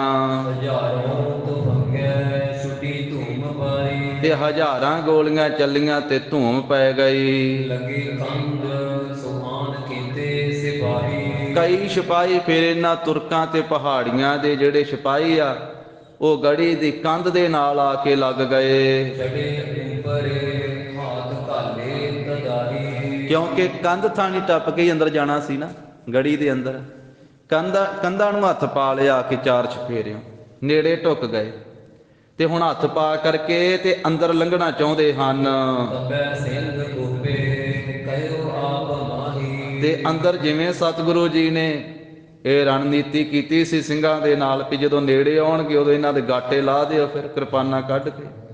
ਤਬੈ ਸਿੰਘ ਕੋਪੇ ਕਹਿਓ ਆਪ ਮਾਹੀ, ਉਦੋਂ ਕਹਿੰਦੇ ਵੀ ਸਿੰਘ ਗੁੱਸੇ ਵਿੱਚ ਆਏ ਹੋਏ ਆ ਵੀਰ ਰਸ ਵਿੱਚ ਆਏ ਆ ਤੇ ਇੱਕ ਦੂਜੇ ਨੂੰ ਆਪਸ ਵਿੱਚ ਸਿੰਘਾਂ ਨੇ ਆਖਿਆ, ਕਰਾ ਚੋਲ ਬਾਹੋ ਚੜਿਆਨ ਤਾਰੀ। ਕਹਿੰਦੇ ਹੁਣ ਤਾਂ ਹੱਥ ਪਾ ਲਏ ਕੰਧਾਂ ਨੂੰ ਆ ਕੇ, ਕੱਢੋ ਕਿਰਪਾਨਾਂ ਤੇ ਇਹਨਾਂ ਨੂੰ ਵੱਢ ਦੇਵੋ। ਛੁਟੀ ਬਾਣ ਗੋਲੀ ਨ ਚੂਚੇ ਪਰੰਤੀ। ਤਾਂ ਉਸ ਵੇਲੇ ਸਿੰਘਾਂ ਨੇ ਪਹਿਲਾਂ ਜੋ ਗੋਲੀਆਂ ਵੀ ਚਲਾਈਆਂ ਤੇ ਉਹ ਗੋਲੀਆਂ ਵੀ ਖਾਲੀ ਨਹੀਂ ਗਈਆਂ। ਗਿਰੈ ਕੰਧ ਨੀਚੇ ਕਿਰਪਾਨ ਕਢੰਤੀ। ਗੋਲੀਆਂ ਚਲਾਈਆਂ, ਤੀਰ ਚਲਾਏ ਤੇ ਫਿਰ ਕਿਰਪਾਨਾਂ ਕੱਢ ਕੱਢ ਕੇ ਕਿਰਪਾਨਾਂ ਦੇ ਨਾਲ ਵੀ ਵੱਢੇ। ਪਗਮ ਊਚ ਹੋਵੇ ਗਿਰੈ ਸੀਸ ਨੀਚੈ। ਜਦੋਂ ਵੱਢਦੇ ਆ ਨਾ ਸਿੰਘ ਇਹਨਾਂ ਦੇ ਗਰਦਨਾਂ ਗਾਟੇ ਤੇ ਕਹਿੰਦੇ ਵੀ ਮੁੱਧੜੇ ਮੂੰਹ ਥੱਲੇ ਜਾਂਦੇ ਆ, ਪਗਮ ਊਚ ਹੋਵੇ, ਪੈਰ ਤੇ ਤਾਣ ਹੋ ਜਾਂਦੇ ਜਦੋਂ ਥੱਲੇ ਡਿੱਗਦੇ ਆ, ਤੇ ਗਿਰੈ ਸੀਸ ਨੀਚੇ ਤੇ ਸਿਰ ਪਰਾਂ ਜਾ ਕੇ ਡਿੱਗ ਪੈਂਦਾ ਹੈ। ਪਰੇ ਕੰਧ ਕੀ ਮੂਲ ਮਹਿ ਸ਼ਰੋਣ ਸਿੰਚੈ। ਤੇ ਜਿਹੜਾ ਖੂਨ ਨਿਕਲਦਾ ਉਹ ਕੰਧ ਦੀ ਨੀਂਹ ਵਿੱਚ ਪਈ ਜਾਂਦਾ ਹੈ। ਕੰਧ ਦੇ ਮੂਲ ਨਾਮ ਮੁੱਢ ਦਾ, ਮੁੱਢ ਕਹੀਏ ਨੀਂਹ, ਵੀ ਜਿੱਥੇ ਕੰਧ ਸ਼ੁਰੂ ਹੁੰਦੀ ਥੱਲੜੇ ਪਾਸਿਓਂ, ਉਹ ਕੰਧ ਦੀ ਜੜ੍ਹਾਂ ਦੇ ਵਿੱਚ ਇਹਨਾਂ ਦਾ ਖੂਨ ਪਈ ਜਾਂਦਾ ਹੈ। ਕਰਾ ਹੈ ਕਿਤੇ ਕੋਈ ਨੀਚੈ ਦਬਾਏ। ਤੇ ਕਈ ਥੱਲੇ ਹੀ ਦੱਬੇ ਗਏ, ਕਈ ਥੱਲੇ ਕੁਰੜਾਟ ਪਾਉਂਦੇ ਆ, ਉਹ ਡਿੰਗਦੇ ਹਨ, ਹਾਏ ਹਾਏ ਕਰਦੇ ਹਨ। ਪਸ਼ੂ ਜੀਵ ਤੇ ਪ੍ਰਾਨ ਹਾਨੈ ਗਿਰਾਏ। ਕਈ ਜਿਉਂਦੇ ਹੀ ਥੱਲੇ ਡਿੱਗ ਪਏ, ਕਈਆਂ ਦੇ ਪ੍ਰਾਣ ਹਾਨ ਹੋ ਗਏ। ਵੱਡੋ ਹਿਲ ਘਾਲਿਓ ਗੁਰੂ ਸਿੰਘ ਝਾਲਾ। ਇਹਨਾਂ ਨੇ ਹੱਲਾ ਤੇ ਬੜਾ ਇੱਕੇ ਦਮ ਕੀਤਾ ਸੀ ਲੱਖਾਂ ਫੌਜਾਂ ਨੇ, ਪਰ ਗੁਰੂ ਕੇ ਸਿੰਘਾਂ ਨੇ ਉਹ ਸਾਰਾ ਹੱਲਾ ਝੱਲ ਲਿਆ। ਇੰਨੀ ਤੇਜ਼ ਤਲਵਾਰਾਂ ਚਲਾਈਆਂ, ਤੀਰ ਚਲਾਏ, ਗੋਲੀਆਂ ਚਲਾਈਆਂ ਵੀ ਵੱਢ ਵੱਢ ਕੇ ਸੁੱਟ ਦਿੱਤੇ। ਪਰੇ ਕੰਧ ਕੇ ਜਾਏ ਨੀਚੇ ਉਤਾਲਾ। ਉਹ ਕੰਧ ਦੇ ਥੱਲੇ ਅੱਗੇ ਨਹੀਂ ਕਿਸੇ ਨੂੰ ਚੜ੍ਹਨ ਦਿੱਤਾ, ਥੱਲੇ ਹੀ ਸੁੱਟੀ ਜਾਂਦੇ। ਕਈ ਜਿਉਂਦੇ ਥੱਲੇ ਡਿੱਗ ਪਏ, ਕਈ ਵੱਢ ਟੁੱਕ ਕੇ ਡਿੱਗ ਪਏ। ਅਟਾਰੀ ਚੜੇ ਏਕ ਕਾਮੈ ਦਰਿਚੀ। ਗੁਰੂ ਗੋਬਿੰਦ ਸਿੰਘ ਮਹਾਰਾਜ ਉੱਚੀ ਅਟਾਰੀ ਵਿੱਚ ਚੜੇ ਹੋਏ ਆ, ਤੇ ਉਸ ਅਟਾਰੀ ਵਿੱਚ ਇੱਕ ਦਰੀਚੀ ਨਾਮ ਦੀ ਛੋਟੀ ਜੀ ਤਾਕੀ ਸੀ, ਛੋਟਾ ਜਿਹਾ ਦਰਵਾਜ਼ਾ ਸੀ ਉਹਦੇ ਵਿੱਚ। ਤੇਰੇ ਬੀਜ ਤਾਂਕੇ ਕਰੈ ਛਤਰ ਨੀਚੀ। ਵੀ ਇਸ ਥਾਂ ਦੇ ਉੱਤੋਂ ਤਾਂ ਉੱਥੇ ਮਹਾਰਾਜ ਟਿਕੇ ਹੋਏ ਹਨ ਵੀ ਇੱਥੋਂ ਸ਼ਤਰੂਆਂ ਦੀ ਮੌਤ ਕਰਾਂਗੇ। ਚੌਪਈ ਬੈਠੇ ਤਾਂ ਗੁਰੂ ਵੀਰ ਆਸਨ। ਉਸ ਥਾਂ ਦੇ ਉੱਤੇ ਅਟਾਰੀ ਦੇ ਵਿੱਚ, ਗੜੀ ਦੇ ਵਿੱਚ ਛੋਟੀ ਜੀ ਤਾਕੀ ਜਿਹੜੀ ਆ, ਉਹਦੇ ਅੱਗੇ ਮਹਾਰਾਜ ਬੈਠੇ ਹੋਏ ਆ ਵੀਰ ਆਸਨ ਲਾ ਕਰਕੇ। ਵੀਰ ਆਸਨ ਵੀ ਇੱਕ ਗੋਡਾ ਮੁੱਧਾ ਮਾਰਿਆ ਤੇ ਇੱਕ ਉੱਪਰ ਚੁੱਕਿਆ ਆ, ਤਿਆਰ ਬਰ ਤਿਆਰ ਵੀਰ ਆਸਨ ਵਿੱਚ, ਜਿਵੇਂ ਤੀਰ ਚਲਾਉਣੇ ਮਹਾਰਾਜ ਨੇ ਉਸ ਆਸਨ ਵਿੱਚ ਬੈਠੇ ਹੋਏ ਹਨ। ਪਕਰੇ ਘੋਰ ਕਠੋਰ ਸਰਾਸਨ। ਤਾਂ ਹੱਥ ਦੇ ਵਿੱਚ ਮਹਾਰਾਜ ਸਾਹਿਬ ਜੀ ਨੇ ਭਿਆਨਕ ਕਠੋਰ ਨਾਮ ਕਰੜਾ, ਜਿਹੜਾ ਕਮਾਨ ਹੈ ਨਾ ਗੁਰੂ ਸਾਹਿਬ ਦਾ, ਜਿਹਨੂੰ ਹਰ ਇੱਕ ਨਹੀਂ ਸੀ ਖਿੱਚ ਸਕਦਾ, ਚਲਾਉਣੇ ਤਾਂ ਕੀ ਸੀ ਉਹਦੇ ਤੇ ਤੀਰ, ਕੋਈ ਤੰਦੀ ਨਹੀਂ ਸੀ ਉਹਦੀ ਚੜਾ ਸਕਦਾ। ਐਸਾ ਜਿਹੜਾ ਕਰੜਾ ਕਠੋਰ ਸਰਾਸਨ ਕਹੀਏ, ਕਮਾਨ ਹੈ, ਧਨੁਸ਼ ਹੈ, ਉਹ ਹੱਥ ਵਿੱਚ ਫੜਿਆ ਹੋਇਆ ਹੈ। ਕੱਟਦੇ ਤਰੇ ਤਰੇ ਤਨ ਹੋਟੇ। ਤਾਂ ਮਹਾਰਾਜ ਸਾਹਿਬ ਜੀ ਨੇ ਉਥੇ ਆਪਣੇ ਕੱਟ ਨਾਮ ਹੈ ਲੱਕ ਦਾ, ਲੱਕ ਜਿਹੜਾ ਹੈ, ਲੱਕ ਤੀਕ ਸਤਿਗੁਰੂ ਜੀ ਨੇ ਓਟ ਕੀਤੀ ਹੋਈ, ਭਾਵ ਉਹ ਜਿਹੜੀ ਕੰਧ ਹੈ ਉਹਦਾ ਓਲਾ ਹੋਇਆ ਮਹਾਰਾਜ ਸਾਹਿਬ ਜੀ ਦੇ ਲੱਕ ਤੱਕ। ਕੰਧ ਦਰੀਚੀ ਕੀਤੈ ਛੋਟੇ। ਕਿਉਂਕਿ ਉੱਥੇ ਛੋਟੀ ਛੋਟੀ ਕੰਧ ਹੈ, ਤਾਂ ਉੱਥੇ ਮਹਾਰਾਜ ਸਾਹਿਬ ਜੀ ਦੇ ਉਹ ਲੱਕ ਤੀਕ ਆਉਂਦੀ ਹੈ। ਕੱਟਦੇ ਉੱਪਰ ਜਿਤਕ ਸਰੀਰ। ਤੇ ਲੱਕ ਤੋਂ ਉੱਪਰ ਜਿੰਨਾ ਸਰੀਰ ਹੈ ਕਲਗੀਧਰ ਪਾਤਸ਼ਾਹ ਜੀ ਦਾ, ਤਿਸੈ ਬਿਲੋਕੈ ਸ਼ਤਰਨ ਭੀੜ। ਤੇ ਸ਼ਤਰੂਆਂ ਦੀ ਭੀੜ ਉਹਨਾਂ ਸਰੀਰ ਮਹਾਰਾਜ ਸਾਹਿਬ ਜੀ ਦਾ ਵੇਖ ਰਹੀ ਹੈ, ਬਾਕੀ ਥੱਲੇ ਕੰਧ ਦੇ ਹੇਠਾਂ ਹੈ। ਕਲਗੀ ਜਿਗਾ ਜਵਾਹਰ ਜੀ। ਸਤਿਗੁਰੂ ਜੀ ਦੇ ਸੀਸ ਤੇ ਸੋਹਣੀ ਦਸਤਾਰ ਹੈ, ਤੇ ਦਸਤਾਰ ਤੇ ਜਿਗਾ ਲੱਗੀ ਹੈ, ਤੇ ਜਿਗਾ ਵਿੱਚ ਕਲਗੀ ਲੱਗੀ ਹੈ, ਜਵਾਹਰਾਤ ਚਮਕ ਦੇ ਵਿੱਚ। ਚਮਕੈ ਬਿਦਤ ਜਨਾਵੈ ਤੇਰੀ। ਉਹ ਝਮਕ ਰਹੇ ਆ ਤੇ ਪ੍ਰਤੱਖ ਸਾਰਿਆਂ ਨੂੰ ਗੁਰੂ ਕਲਗੀਧਰ ਪਾਤਸ਼ਾਹੀ ਦੀ ਸੋਭਾ ਜਿਹੜੀ ਹੈ ਉਹ ਜਣਾ ਰਹੇ ਹਨ, ਪ੍ਰਗਟ ਕਰ ਰਹੇ ਹਨ। ਤੀਰਥ ਨੀਰਹਿ ਤੀਰ ਬਖੇਰੇ। ਹੁਣ ਭੱਥਾ ਮਹਾਰਾਜ ਨੇ ਮੋਢੇ ਤੋਂ ਲਾ ਕਰਕੇ ਤੇ ਤੀਰ ਸਾਰੇ ਲਾਗੇ ਖਿਲਾਰ ਲਏ ਆਪਣੇ। ਭੱਥਾ ਮੋਢੇ ਤੋਂ ਲਾ ਲਿਆ ਵਾ ਤੇ ਥੱਲੇ ਖਿਲਾਰ ਲਏ ਤੀਰ ਸਾਰੇ ਕਲਗੀਧਰ ਪਾਤਸ਼ਾਹ ਨੇ। ਕਰਨ ਉਤਾਇਲ ਕੋ ਤਿਸ ਬੇਰੇ। ਕਿਉਂ ਲਾਇਆ ਭੱਥਾ? ਵੀ ਭੱਥੇ ਚੋਂ ਕੱਢਦਿਆਂ ਕੁਝ ਸਮਾਂ ਲੱਗ ਜਾਵੇਗਾ, ਖਿਲਾਰ ਕੇ ਰੱਖ ਲੈ ਵੀ ਚੁੱਕਦਿਆਂ ਦੇਰੀ ਨਾ ਲੱਗੇ। ਲੈਣ ਹੀ ਬਣਾ ਦੇਣੀ ਤੀਰਾਂ ਦੀ, ਜਦੋਂ ਤੀਰ ਛੱਡਣੇ ਆ ਝੜੀ ਲਾ ਦੇਣੀ ਤੀਰਾਂ ਦੀ, ਵੀ ਦੇਰੀ ਨਾ ਲੱਗੇ, ਇਸ ਕਰਕੇ ਖਿਲਾਰ ਕੇ ਰੱਖ ਲੈ ਨਾਲ ਮਹਾਰਾਜ ਨੇ ਤੀਰ। ਤੁਰਤ ਉਠਾਏ ਪੰਚ ਬਬਰਾਵੈ ਵੀ ਛੇਤੀ ਦੇ ਨਾਲ ਚੁੱਕ ਕੇ ਤੀਰ ਤੇ ਛੇਤੀ ਦੇ ਨਾਲ ਚਲਾਇਆ ਜਾਵੇ। ਤਾਨ ਕਾਨ ਲੋ ਬਾਣ ਚਲਾਵੈ ਤੇ ਮਹਾਰਾਜ ਸਾਹਿਬ ਜੀ ਹੁਣ ਕੰਨ ਤੀਕ ਖਿੱਚ ਖਿੱਚ ਕੇ ਚਲਾਉਣ ਲੱਗੇ। ਇੱਕ ਕੋ ਮਾਰ ਦੂਸਰੇ ਲਾਗੈ ਹੁਣ ਗੁਰੂ ਕਲਗੀਧਰ ਪਾਤਸ਼ਾਹ ਵੀਰ ਆਸਨ ਹੋ ਕਰਕੇ ਉੱਚੀ ਉਹ ਜਿਹੜੀ ਬਾਰੀ ਹੈ ਉਹਦੇ ਥਾਣੀ ਤੀਰ ਚਲਾ ਰਹੇ ਹਨ। ਛੋਟਾ ਜਿਹਾ ਦਰਵਾਜ਼ਾ ਹੈ ਅਟਾਰੀ ਦੇ ਉੱਤੇ, ਤੇ ਕਲਗੀਧਰ ਪਾਤਸ਼ਾਹ ਦਾ ਤੀਰ ਜਾ ਰਿਹਾ ਹੈ ਤੇ ਇੱਕ ਨੂੰ ਮਾਰ ਕੇ ਤੇ ਦੂਸਰੇ ਵਿੱਚ ਦੀ ਲੰਘ ਜਾਂਦਾ ਹੈ। ਤ੍ਰਿਤੀ ਚਤਰ ਬੀਦਤ ਚੱਲ ਆਗੈ ਤੀਜੇ ਦੇ ਵਿੱਚ ਦੀ ਵੀ ਲੰਘ ਜਾਂਦਾ ਹੈ, ਚੌਥੇ ਨੂੰ ਵੀ ਵਿੰਨ ਕੇ ਅੱਗੇ ਲੰਘ ਜਾਂਦਾ ਹੈ। ਪੰਚਮ ਖਸ਼ਮ ਸਪਤਮ ਮਾਰ ਪੰਜਵੇਂ ਦੇ ਵਿੱਚ ਦੀ ਵੀ ਲੰਘ ਜਾਂਦਾ, ਉਹਨੂੰ ਵੀ ਮਾਰ ਦਿੰਦਾ। ਛੇਵੇਂ ਨੂੰ ਵੀ ਮਾਰ ਦਿੰਦਾ, ਸੱਤਵੇਂ ਨੂੰ ਵੀ ਮਾਰ ਦਿੰਦਾ। 10 ਲੱਖ ਬੀਦਤ ਮਾਰਤ ਪਾਰ ਦਸਾਂ ਥਾਣੀ ਇੱਕੋ ਇੱਕੋ ਤੀਰ ਲੰਘਾਤਾ ਕਲਗੀਧਰ ਪਾਤਸ਼ਾਹ ਨੇ। 10 ਸਰੀਰਾਂ ਦੇ ਵਿੱਚ ਦੀ ਲੰਘ ਜਾਂਦਾ ਅੱਗੇ ਤੀਰ। ਐਸੇ ਬਲੀ ਬਹਾਦਰ ਕਲਗੀਧਰ ਪਾਤਸ਼ਾਹ ਇੱਕ ਵਾਰ ਸਰ ਲੱਖ 10 ਮਾਰੇ ਇੱਕੋ ਤੀਰ ਕਹਿੰਦੇ ਛੱਡਿਆ ਤੇ 10 ਮਾਰ ਦਿੱਤੇ ਹਨ ਇੱਕ ਤੀਰ ਦੇ ਨਾਲ। ਗੇਰ ਪਰਤੇ ਜਥਾ ਮਨਾਰੇ ਤੇ ਇੰਜੋ 10 ਜਾਣੇ ਇਸ ਤਰ੍ਹਾਂ ਡਿੱਗੇ ਇੱਕ ਤੀਰ ਦੇ ਨਾਲ ਜਿਵੇਂ ਮਨਾਰੇ ਡਿੱਗਦੇ ਆ। ਹਾਂਜੀ, ਚੱਲੈ ਵਹਿਰ ਤੇ ਲਾਗੋਂ ਗੋਰੀ ਹੁਣ ਬਾਹਰੋਂ ਲੱਖਾਂ ਗੋਲੀਆਂ ਗੜੀ ਵੱਲ ਨੂੰ ਚੱਲ ਰਹੀਆਂ ਹਨ ਤੱਕ ਤੱਕ ਮਾਰਤ ਗਨ ਗੁਰ ਹੋਰੀ ਤੇ ਤੱਕ ਤੱਕ ਕੇ ਕਲਗੀਧਰ ਪਾਤਸ਼ਾਹ ਵੱਲ ਨੂੰ ਵੀ ਮਾਰਦੇ ਹਨ। ਸਿਰਖੰਡੀ ਛੰਦ ਹਲਾ ਹਲੀ ਭਟ ਜੁਟੇ ਭੜਤੂ ਮੱਚਿਆ ਬੜਾ ਕਮਾਲ ਦਾ ਛੰਦ ਵਾਏ ਵੀ ਕਵੀ ਜੀ ਨੇ ਲਿਖਿਆ। ਸਿਰਖੰਡੀ ਛੰਦ ਹਲਾ ਹੱਲੀ ਭਟ ਜੁੱਟੇ ਭੜਥੂ ਮੱਚਿਆ ਚੜੇ ਕੰਧ ਪਰ ਸੁੱਟੇ ਮੁੰਡੀਆਂ ਹੇਠਵੇਂ। ਤਾਂ ਕਹਿੰਦੇ ਹਨ ਕਿ ਹਲਾ ਹੱਲੀ ਮੱਚੀ ਆ ਤੇ ਸੂਰਮੇ ਜੁੱਟੇ ਆ, ਭੜਥੂ ਹੀ ਮੱਚ ਗਿਆ 4 ਚਫੇਰੇ। ਜੜੇ ਕੰਧ ਪਰ ਸੁੱਟੇ ਮੁੰਡੀਆਂ ਹੇਠਵੇਂ ਤੇ ਜਿਹੜੇ ਕੰਧ ਤੇ ਚੜੇ ਸੀ ਨਾ ਉਹਨਾਂ ਦੀਆਂ ਮੁੰਡੀਆਂ ਪਿਆ ਜਿਹੜਾ ਸਿਰ ਵਾ ਥੱਲੇ ਸੁੱਟ ਦਿੱਤੇ ਸਿੰਘਾਂ ਨੇ। ਕੇਤਕ ਪੱਜ ਪੱਜ ਉੱਤੇ ਘਾਇਲ ਗਿਰ ਪਏ ਕਿੰਨੇ ਜਿਹੜੇ ਉੱਥੇ ਹੀ ਉਹ ਖਚਤ ਹੋ ਗਏ ਤੇ ਜ਼ਖਮੀ ਜਿਹੜੇ ਉਹ ਥੱਲੇ ਡਿੱਗ ਪਏ। ਮਰ ਗਏ ਪ੍ਰਾਣ ਨੇ ਖੁੱਲੇ ਟੱਟਰ ਫੁੱਟ ਗਏ ਤੇ ਕਹਿੰਦੇ ਮਰ ਗਏ ਆ, ਪ੍ਰਾਣ ਉਹਨਾਂ ਦੇ ਮੁੱਕ ਗਏ ਆ। ਤੇ ਟੱਟਰ ਨਾਮ ਹੈ ਕੜਾਏ ਦਾ, ਜਿਵੇਂ ਕੜਾਇਆ ਟੁੱਟਾ ਹੁੰਦਾ ਨਾ, ਕਹਿੰਦੇ ਉਹਨਾਂ ਦੇ ਸਿਰ ਟੁੱਟੇ ਫੁੱਟੇ ਮੁਗਲਾਂ ਦੇ, ਤੁਰਕਾਂ ਦੇ, ਮੁਸਲਿਆਂ ਦੇ ਇਸ ਤਰ੍ਹਾਂ ਦੇ ਲੱਗਦੇ ਹਨ। ਨੇਜੇ ਬੰਬ ਲਿਆਲੇ ਕੁੰਡ ਨਾ ਤੋੜਦੇ ਹਾਂ, ਨੇਜੇ ਬੰਬਲੀ ਆਲੇ, ਨੇਜੇ ਬਰਛੇ ਜਿਹੜੇ ਨਾ ਉਹ ਬੰਬਲੀ ਆਲੇ ਆ ਵੀ ਉਹਨਾਂ ਨੂੰ ਖੁੰਮਣ ਬੰਨੇ ਹੋਏ ਨੇਜੇ ਬੰਬਲੀ ਆਲੇ। ਤੇ ਉਹਨਾਂ ਦੇ ਭਾਵ ਜਿਹੜੀਆਂ ਚੁੰਝਾਂ ਨੋਕਾਂ ਜੀਆਂ ਉਹ ਪਛਾਣ ਨੂੰ ਮੁੜੀਆਂ ਹੋਈਆਂ, ਉਹਨਾਂ ਨੂੰ ਬੰਬਲੀ ਆਲੇ ਕਹਿੰਦੇ ਆ। ਟੁੱਟ ਨਾ ਤੋੜਤੇ, ਤਾਂ ਇਸ ਤਰੀਕੇ ਦੇ ਨਾਲ ਉਹਨਾਂ ਦੇ ਨਾਲ ਤੋੜਦੇ ਹਨ। ਰੁੰਡ ਮੁੰਡ ਵੱਢ ਘਲਦੇ ਲੈਤੋਂ ਗੁੱਤੀਆਂ ਤਾਂ ਉੱਥੇ ਕਿਸੇ ਦਾ ਸਿਰ ਲੱਥ ਗਿਆ ਹੈ, ਕਿਸੇ ਦਾ ਧੜ ਇੱਕ ਪਾਸੇ ਡਿੱਗ ਪਿਆ ਹੈ। ਵੱਡ ਢਾਲੇ, ਵੱਡੇ ਵੱਡੇ ਢਾਲੇ ਜਿਹੜੇ ਹਨ ਉਹ ਫੜੇ ਹੋਏ ਆ। ਤੇ ਲੋਥ ਹੈ ਗੁੱਥੀਆਂ, ਜਿਹੜੀਆਂ ਲੋਥਾਂ ਗੁੱਥਮ ਗੁੱਥੀਆਂ ਹੋ ਗਈਆਂ ਵੀ ਲੋਥ ਤੇ ਲੋਥ ਚੜ ਗਈ। ਪਹੁੰਚੇ ਵੀਰ ਮਸਾਲੇ ਨੰਗੇ ਖੜਕ ਲੈ ਹਾਂ, ਉੱਥੇ ਮੁੱਛਾਂ ਵਾਲੇ ਸੂਰਮੇ ਪਹੁੰਚੇ ਆ, ਮਸ਼ਹਿਰਿਆਂ ਵਾਲੇ ਗੁਰੂ ਕੇ ਸਿੰਘ, ਨੰਗੀਆਂ ਕਿਰਪਾਨਾਂ ਉਹਨਾਂ ਦੇ ਹੱਥਾਂ ਵਿੱਚ ਤੇ ਮਸ਼ਹਿਰੇ ਹਨ।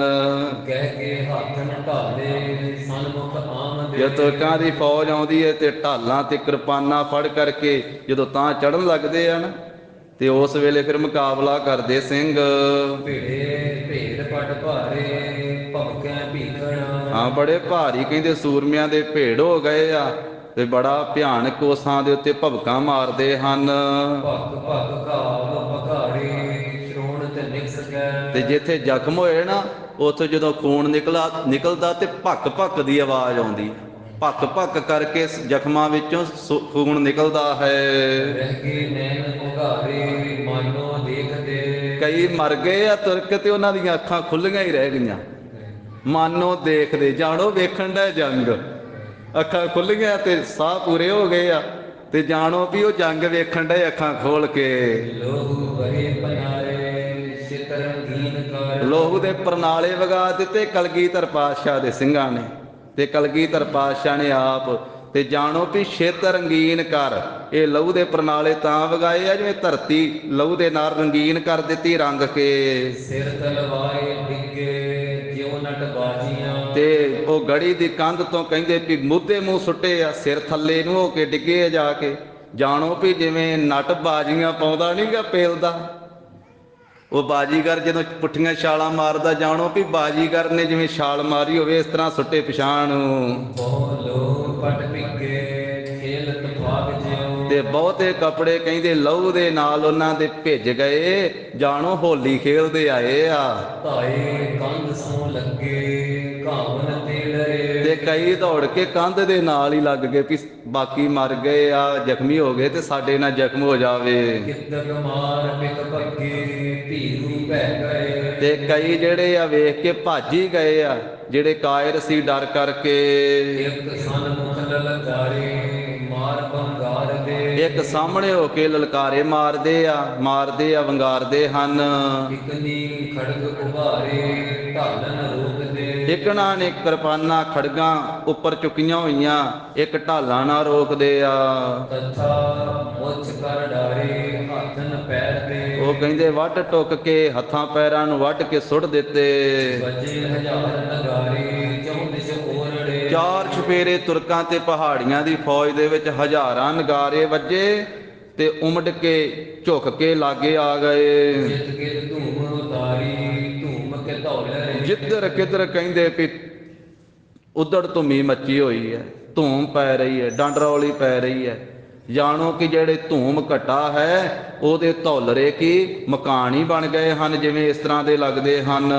ਜਦੋਂ ਕਢਾਇਤ ਸਾਰੀ ਪਸਰੀ ਜੈਗਾ। ਇੰਨੀ ਕਹਿੰਦੇ ਵੀ ਧੂੜ ਧੁੰਮੀ ਹੋਈ ਹੈ, ਜਾਣੋ ਕਿ ਬੱਦਲ ਦੀਆਂ ਕਾਲੀਆਂ ਘਟਾਂ ਹੀ ਇੱਕਸਾਰ ਪਸਰੀਆਂ ਹੋਈਆਂ ਹਨ, ਇਸ ਤਰ੍ਹਾਂ ਜਾਪਦਾ ਹੈ। ਹਾਥ ਬਜਾਵੇ ਤਾਰੀ ਜੋਗਨ ਨੱਚੀਆਂ। ਹਾਂ, ਜੋਗਣੀਆਂ ਵੀ ਆ ਗਈਆਂ ਉੱਥੇ, 64 ਜੋਗਣੀਆਂ, ਉਹ ਹੱਥਾਂ ਨਾਲ ਤਾੜੀਆਂ ਮਾਰਦੀਆਂ ਨਾਲੇ ਨੱਚਦੀਆਂ। ਕਾਲੀ ਕਹਿ ਕਿਲਕਾਰੀ ਖੱਪਰ ਖੋਲਿਆ। ਕਾਲੀ ਕਲਕੱਤੇ ਵਾਲੀ ਵੀ ਆ ਗਈ ਵਿੱਚ, ਕਹਿੰਦੇ ਉੱਥੇ ਕਾਲੀ ਕਹਿ ਕਿਲਕਾਰੀ, ਉਹ ਕਿਲਕਾਰੀਆਂ ਮਾਰਦੀ ਫਿਰਦੀ ਆ। ਖੱਪਰ ਪੂਰਿਆ, ਉਹਨੇ ਖੱਪਰ ਭਰਿਆ ਹੋਇਆ ਲਹੂ ਦਾ। ਇਹ ਗੁਪਤ ਚੀਜ਼ਾਂ ਵੀ ਉੱਥੇ ਆ ਜਾਂਦੀਆਂ, ਜਿੱਥੇ ਪ੍ਰਤੱਖ, ਜਿੱਥੇ ਜੰਗ ਹੋ ਰਿਹਾ ਉੱਥੇ ਫਿਰ ਗੁਪਤ ਵੀ ਆ ਜਾਂਦੀਆਂ। ਉਹ ਲਹੂ ਪੀਣ ਵਾਲੀ ਵੀ ਆ ਗਈ। ਵੀਰ 52 ਧਾਰੇ ਸੰਗਰ ਧਾਰਣੇ। ਤਾਂ ਉਸ ਵੇਲੇ ਭਿਆਨਕ ਜੰਗ ਵਿੱਚ 52 ਵੀਰ ਵੀ ਆ ਗਏ ਜੰਗ ਵੇਖਣ। ਭੂਤ ਪ੍ਰੇਤ ਸਮੁਦਾਏ ਕਰਦ ਬਿਨੋਦ ਕੋ। ਉੱਥੇ ਭੂਤ ਪ੍ਰੇਤ ਵੀ ਬਹੁਤੇ ਆ ਗਏ, ਉਹ ਵੀ ਕੌਤਕ ਕਰ ਰਹੇ ਹਨ ਗੁਪਤ। ਭਾਰ ਖੱਪਰ ਮੁਖ ਲਾਏ ਸ਼ਰੋਣਤ ਪੀਨ ਦੇ। ਉਹ ਭੂਤ ਪ੍ਰੇਤ ਲਹੂ ਪੀਣ ਵਾਲੇ ਖੱਪਰ ਭਰ ਭਰ ਕੇ ਕਹਿੰਦੇ ਉਸ ਵੇਲੇ ਲਹੂ ਮੂੰਹ ਨੂੰ ਲਾ ਕੇ ਪੀ ਰਹੇ ਹਨ। ਮਿੱਠ ਭਖ ਆਗਾਏ ਡਕੈਣ ਕਾਰ ਦੇ। ਕਿਉਂਕਿ ਉਹਨਾਂ ਨੂੰ ਤੇ ਮਹਾਂ ਨਜ਼ਾਰੇ ਵੱਜੇ ਲਹੂ ਪੀਣ ਵਾਲਿਆਂ ਦਾ, ਉਹਨਾਂ ਦੇ ਖੁਰਾਕ ਹੀ ਉਹਨਾਂ ਨੂੰ ਹੁਣ ਮਿਲੀ। ਤੇ ਇਸ ਕਰਕੇ ਉਹ ਕਹਿੰਦੇ ਆਮਖ ਭਖ ਅਗਾਏ, ਮਾਸ ਖਾਣ ਵਾਲੇ ਮਾਸ ਖਾ ਕੇ ਰੱਜ ਰਹੇ ਆ। ਤੇ ਡਕੈਣ ਡਕਾਰ ਲੈ, ਡਕਾਰ ਤੇ ਡਕਾਰ ਮਾਰੀ ਜਾਂਦੇ। ਬਹੁਤਾ ਰੱਜਿਆ ਹੋਵੇ ਤਾਂ ਹੀ ਡਕਾਰ ਮਾਰਦਾ ਨਾ, ਤੇ ਬਹੁਤੇ ਰੱਜੇ ਇਸ ਕਰਕੇ ਡਕਾਰ ਤੇ ਡਕਾਰ ਮਾਰੀ ਜਾਂਦੇ ਹਨ। ਮਨੋਂ ਕ੍ਰਿਸ਼ਨ ਵਿੱਚ ਡੁੱਕੇ ਨੰਦਨ ਸੰਗ ਲੈ। ਤੇ ਜਾਣੋ ਕਹਿੰਦੇ ਕਿ ਗੁਰੂ ਕਲਗੀਧਰ ਪਾਤਸ਼ਾਹ ਸਾਹਿਬਜ਼ਾਦਿਆਂ ਦੇ ਨਾਲ ਉੱਤੇ ਆ ਨਾ, ਤੇ ਕਵੀ ਜੀ ਉਦਾਹਰਨ ਦੇ ਜਾਣੋ ਵੀ ਜਿਵੇਂ ਆਪਣੇ ਪੁੱਤਰ ਨੂੰ ਲੈ ਕਰਕੇ ਕ੍ਰਿਸ਼ਨ ਜੋ ਦੁਆਪਰ ਦੇ ਅਵਤਾਰ ਜੰਗ ਵਿੱਚ ਰੁਕੇ ਹੋਏ ਸਨ, ਜਰਾ ਸੰਤ ਦਲ ਟੁੱਕੇ ਚੌਂਦਿਸ਼ ਫਿਰ ਗਲੇ। ਤੇ ਜਿਵੇਂ ਸ੍ਰੀ ਕ੍ਰਿਸ਼ਨ ਜੀ ਦੇ ਆਲੇ ਦੁਆਲੇ ਜਰਾਸੰਧ ਦੀ ਫੌਜ ਨੇੜੇ ਢੁੱਕ ਗਈ ਸੀ, ਇਸੇ ਤਰ੍ਹਾਂ ਜਾਣੋ ਵੀ ਕਲਗੀਧਰ ਪਾਤਸ਼ਾਹ ਆਪਣੇ ਦੋਹਾਂ ਪੁੱਤਰਾਂ ਤੇ ਸਾਹਿਬ ਸਿੰਘਾਂ ਦੇ ਨਾਲ ਗੜੀ ਦੇ ਵਿੱਚ ਵਾ, ਤੇ ਚਾਰ ਛਫੇਰੇ ਜਿਹੜੀ ਫੌਜ ਵਾ ਉਹ ਜਰਾਸੰਧ ਦੀ ਫੌਜ ਦੀ ਤਰ੍ਹਾਂ ਹੈ। ਕੋਪ ਕਰੇ ਕਰ ਕੁੱਕੇ ਕਬੱਡੀ ਕੂਦ ਗਨ। ਹਾਂ, ਬੜੇ ਗੁੱਸੇ ਵਿੱਚ ਆ ਕੇ ਕਹਿੰਦੇ ਕੂਕਦੇ ਆ। ਜਿਹੜਾ ਕਪਟੀਆਂ ਦਾ ਝੂਠਾ ਸਮੂਹ ਹੈ ਕਪਟੀ ਆ, ਝੂਠੇ ਝੂਠ ਬੋਲਣ ਵਾਲੇ, ਜਿਨ੍ਹਾਂ ਨੇ ਕਸਮਾਂ ਖਾ ਕੇ ਬਾਅਦ ਵਿੱਚ ਤੋੜ ਦਿੱਤੀਆਂ, ਛਲ ਕੀਤਾ, ਕਪਟ ਕੀਤਾ ਹੈ। ਹਜ਼ਾਰਾਂ ਮੁੱਕੇ ਗੋਰੀ ਬਾਣ ਲੱਗ। ਤੇ ਹਜ਼ਾਰਾਂ ਦੇ ਪ੍ਰਾਣ ਮੁੱਕ ਗਏ ਗੋਲੀਆਂ ਤੇ ਬਾਣ ਲੱਗ ਲੱਗ ਕੇ। ਮਿਆਨੋਂ ਤੇਗੇ ਕੱਢੇ ਦਮ ਕਹਿ ਧਾਰਣ। ਤਾਂ ਫਿਰ ਮਿਆਨ ਵਿੱਚੋਂ ਤੇਗੇ ਕੱਢ ਲਏ, ਚਮਕਦੇ ਹਨ ਬੜੇ ਭਿਆਨਕ। ਮੁੰਡ ਕੇ ਰੁੰਡੇ ਵੱਡੇ ਮੋਢੇ ਮੁੱਢ ਤੇ। ਹਾਂ, ਕਿਸੇ ਦਾ ਮੂੰਹ ਵੱਢ ਦਿੱਤਾ ਹੈ, ਕਿਸੇ ਦਾ ਇਸੇ ਤਰ੍ਹਾਂ ਸਿਰ ਜਿਹੜਾ ਫੁੱਟ ਗਿਆ ਹੈ, ਕਿਸੇ ਦੇ ਮੋਢੇ ਮੁੱਢ ਤੇ ਮੁੱਢ ਤੋਂ ਹੀ ਮੋਢੇ ਵੱਢੇ ਗਏ। ਭਾਵੇਂ ਚੌਂਪਤ ਵੱਡੇ ਵੇਦ ਉਲੱਥ ਕੈ। ਹਾਂ, ਉਥਲ ਕੈ ਤਾਂ ਜਿਹੜੇ ਚੌਂਪ ਦੇ ਨਾਲ ਧਾਵਾ ਕਰਕੇ ਚੜੇ ਸੀ ਉਹਨਾਂ ਨੂੰ ਉਥਲ ਕੇ ਸੁੱਟ ਦਿੱਤਾ ਪਿਛਾਂ। ਵਾਢੀ ਵਾਢ ਕੇ ਵੱਡੇ ਚੀਰਤ ਸਾਵਧਾਨ। ਕਹਿੰਦੇ ਜਾਣੋ ਇੰਜ ਸਿੰਘਾਂ ਨੇ ਵੱਢੇ ਆ, ਵੱਢ ਕੇ ਪਿਛਾਂ ਸੁੱਟ ਦਿੱਤੇ ਆ, ਜਿਵੇਂ ਬਾਢੀ ਬਾਢ ਕੇ ਵੱਢੇ। ਜਿਵੇਂ ਬਾਢੀ ਨਾਮ ਹੈ ਤਰਖਾਣ ਦਾ, ਤਰਖਾਣ ਜਿਵੇਂ ਤਰਖਾਰ ਨੇ ਕਹਿੰਦੇ ਮੋਛੇ ਲਾਏ ਹੋਣ, ਜਿਵੇਂ ਉਹ ਐ ਸਾਫ ਸਚੀਰਤ ਸਾਫ ਤਨ, ਇਸ ਤਰ੍ਹਾਂ ਉਹਨਾਂ ਦੇ ਸਾਫ ਕਹਿੰਦੇ ਚੀਰੇ ਪਾਏ ਸਰੀਰਾਂ ਦੇ ਉੱਤੇ, ਜਿਵੇਂ ਤਰਖਾਣ ਲੱਕੜਾਂ ਦੇ ਐ ਸਿੱਧੇ ਮੋਛੇ ਵੱਢਦਾ ਹੈ, ਸਿੱਧੇ ਚੀਰੇ ਪਾਉਂਦਾ। ਕਿਉਂਕਿ ਆਮ ਨਹੀਂ ਬੰਦਾ ਉਤਨਾ ਪਾ ਸਕਦਾ, ਜਿਵੇਂ ਇੱਕ ਕਾਰੀਗਰ ਇੱਕ ਤਰਖਾਣ ਉਹ ਲੱਕੜ ਦੇ ਐ ਸਹੀ ਚੀਰੇ ਪਾਉਂਦਾ। ਇਸ ਤਰ੍ਹਾਂ ਕਹਿੰਦੇ ਬੜੇ ਮਿਣ ਕੇ ਚੀਰੇ ਪਾ ਦਿੱਤੇ ਸਿੰਘਾਂ ਨੇ, ਤਰਖਾਣ ਦੀ ਤਰ੍ਹਾਂ ਵੱਢ ਦਿੱਤੇ। ਮਨੋ ਗਗਨ ਮੈਂ ਤਾਰੇ ਮੇਲ ਸਕੇਲ ਕੈ। ਜਾਣੋ ਵੀ ਆਕਾਸ਼ ਦੇ ਤਾਰੇ ਸਾਰੇ ਇਕੱਠੇ ਹੋ ਕਰਕੇ ਦਿਓ ਚੰਦ ਪਰਵਾਰੇ ਅਨਗਨ ਆਏ ਕੈ। ਵੀ ਚੰਦ ਦੇ ਦੁਆਲੇ ਹੋ ਗਏ, ਅਣਗਿਣਤੀ ਤਾਰੇ ਉਹਨਾਂ ਨੇ ਚੰਦ ਨੂੰ ਘੇਰਾ ਪਾ ਲਿਆ। ਜਾਣੋ ਗੁਰੂ ਗੋਬਿੰਦ ਸਿੰਘ ਚੰਦ ਦੀ ਤਰ੍ਹਾਂ ਵਾ, ਤੇ ਜਿੰਨੀ ਤੁਰਕਾਂ ਤੇ ਰਾਜਿਆਂ ਦੀ ਫੌਜ ਹੈ ਇਹ ਆਕਾਸ਼ ਦੇ ਤਾਰੇ ਇਕੱਠੇ ਹੋ ਕੇ ਘੇਰਨ ਆ ਗਏ। ਖੜਗ ਤੜਤਰੈ ਬਾਰੇ ਮੇਲ ਤੇ ਮੇਲ ਕੋ। ਤੇ ਜਾਣੋ ਕਿ ਜਿਹੜੀਆਂ ਖੜਗ ਤਲਵਾਰਾਂ ਹਨ ਇਹ ਤੜਤ ਤੇ ਬਿਜਲੀ ਦੀ ਤਰ੍ਹਾਂ ਇਹ ਵਿੱਚ ਵਿਚੋਲਗੀ ਕਰ ਰਹੀਆਂ, ਇਹ ਵਿੱਚ ਮੇਲ ਕਰ ਰਹੀਆਂ ਹਨ। ਵੀ ਤਲਵਾਰਾਂ ਇੱਕ ਦੂਜੇ ਨਾਲ ਮਿਲਦੀਆਂ ਨਾ, ਇਹ ਜਾਣੋ ਵਿਚੋਲਾਪਣ ਕਰ ਰਹੀਆਂ ਮਿਲਾਉਣ ਦਾ। ਦੋਵਾਂ ਪਾਸੇ ਸੂਰਮੇ ਕਹਿੰਦੇ ਵੀ ਕਿਲਕਾਰੀਆਂ ਮਾਰ ਰਹੇ ਆ, ਉਧਰਲੇ ਪਾਸੇ ਵੀ ਉਹ ਆਪਣੇ ਤਰੀਕੇ ਦੇ ਨਾਲ ਕਿਲਕਾਰੀਆਂ ਮਾਰ ਰਹੇ, ਇੱਧਰ ਸਿੰਘ ਜਕਾਰੇ ਬੁਲਾ ਰਹੇ, ਉਦਤ ਯੁੱਧ ਤੇ ਬਹੁਤ ਹੀ ਯੁੱਧ ਦੇ ਵਿੱਚ ਜ਼ਬਰਦਸਤ ਮੱਚੇ ਹੋਏ ਹਨ।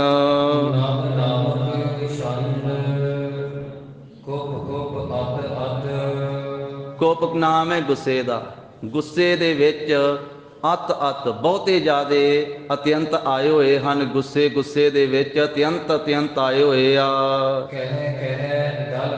ਫਿਰ ਕਹਿੰਦੇ ਆ ਕਹਿ ਕੇ ਆਪਣੇ ਜਿਹੜੇ ਦਲਾਂ ਦੇ ਪਤੀ ਹਨ ਰਾਜੇ, ਉਹਨਾਂ ਨੂੰ ਤਾਂ ਉਹਨਾਂ ਨੇ ਕਹਿੰਦੇ ਰਾਜਿਆਂ ਨੇ ਕਹਿ ਕੇ ਭੇਜ ਕੇ ਆਪਣੇ ਸ੍ਰੇਸ਼ਟ ਆਦਮੀ ਜਿਨ੍ਹਾਂ ਨੂੰ ਵੱਡੇ ਜਰਨੈਲ ਸਮਝਿਆ ਜਾਂਦਾ ਸੀ ਉਹਨਾਂ ਨੂੰ ਕਹਿ ਕੇ ਭੇਜਿਆ, ਤੇ ਉਹਨਾਂ ਨੇ ਫਿਰ ਖੜਗਾਂ ਤਲਵਾਰਾਂ ਧਾਰਨ ਕਰਕੇ ਆਏ। ਜਿੱਧਰ ਕਿੱਧਰ ਫਿਰਦੇ ਹਨ, ਵੇਖ ਕੇ ਤੇ ਥਿਰ ਸਥਿਤ ਹੋ ਰਹੇ ਹਨ ਜੰਗ ਦੇ ਵਿੱਚ।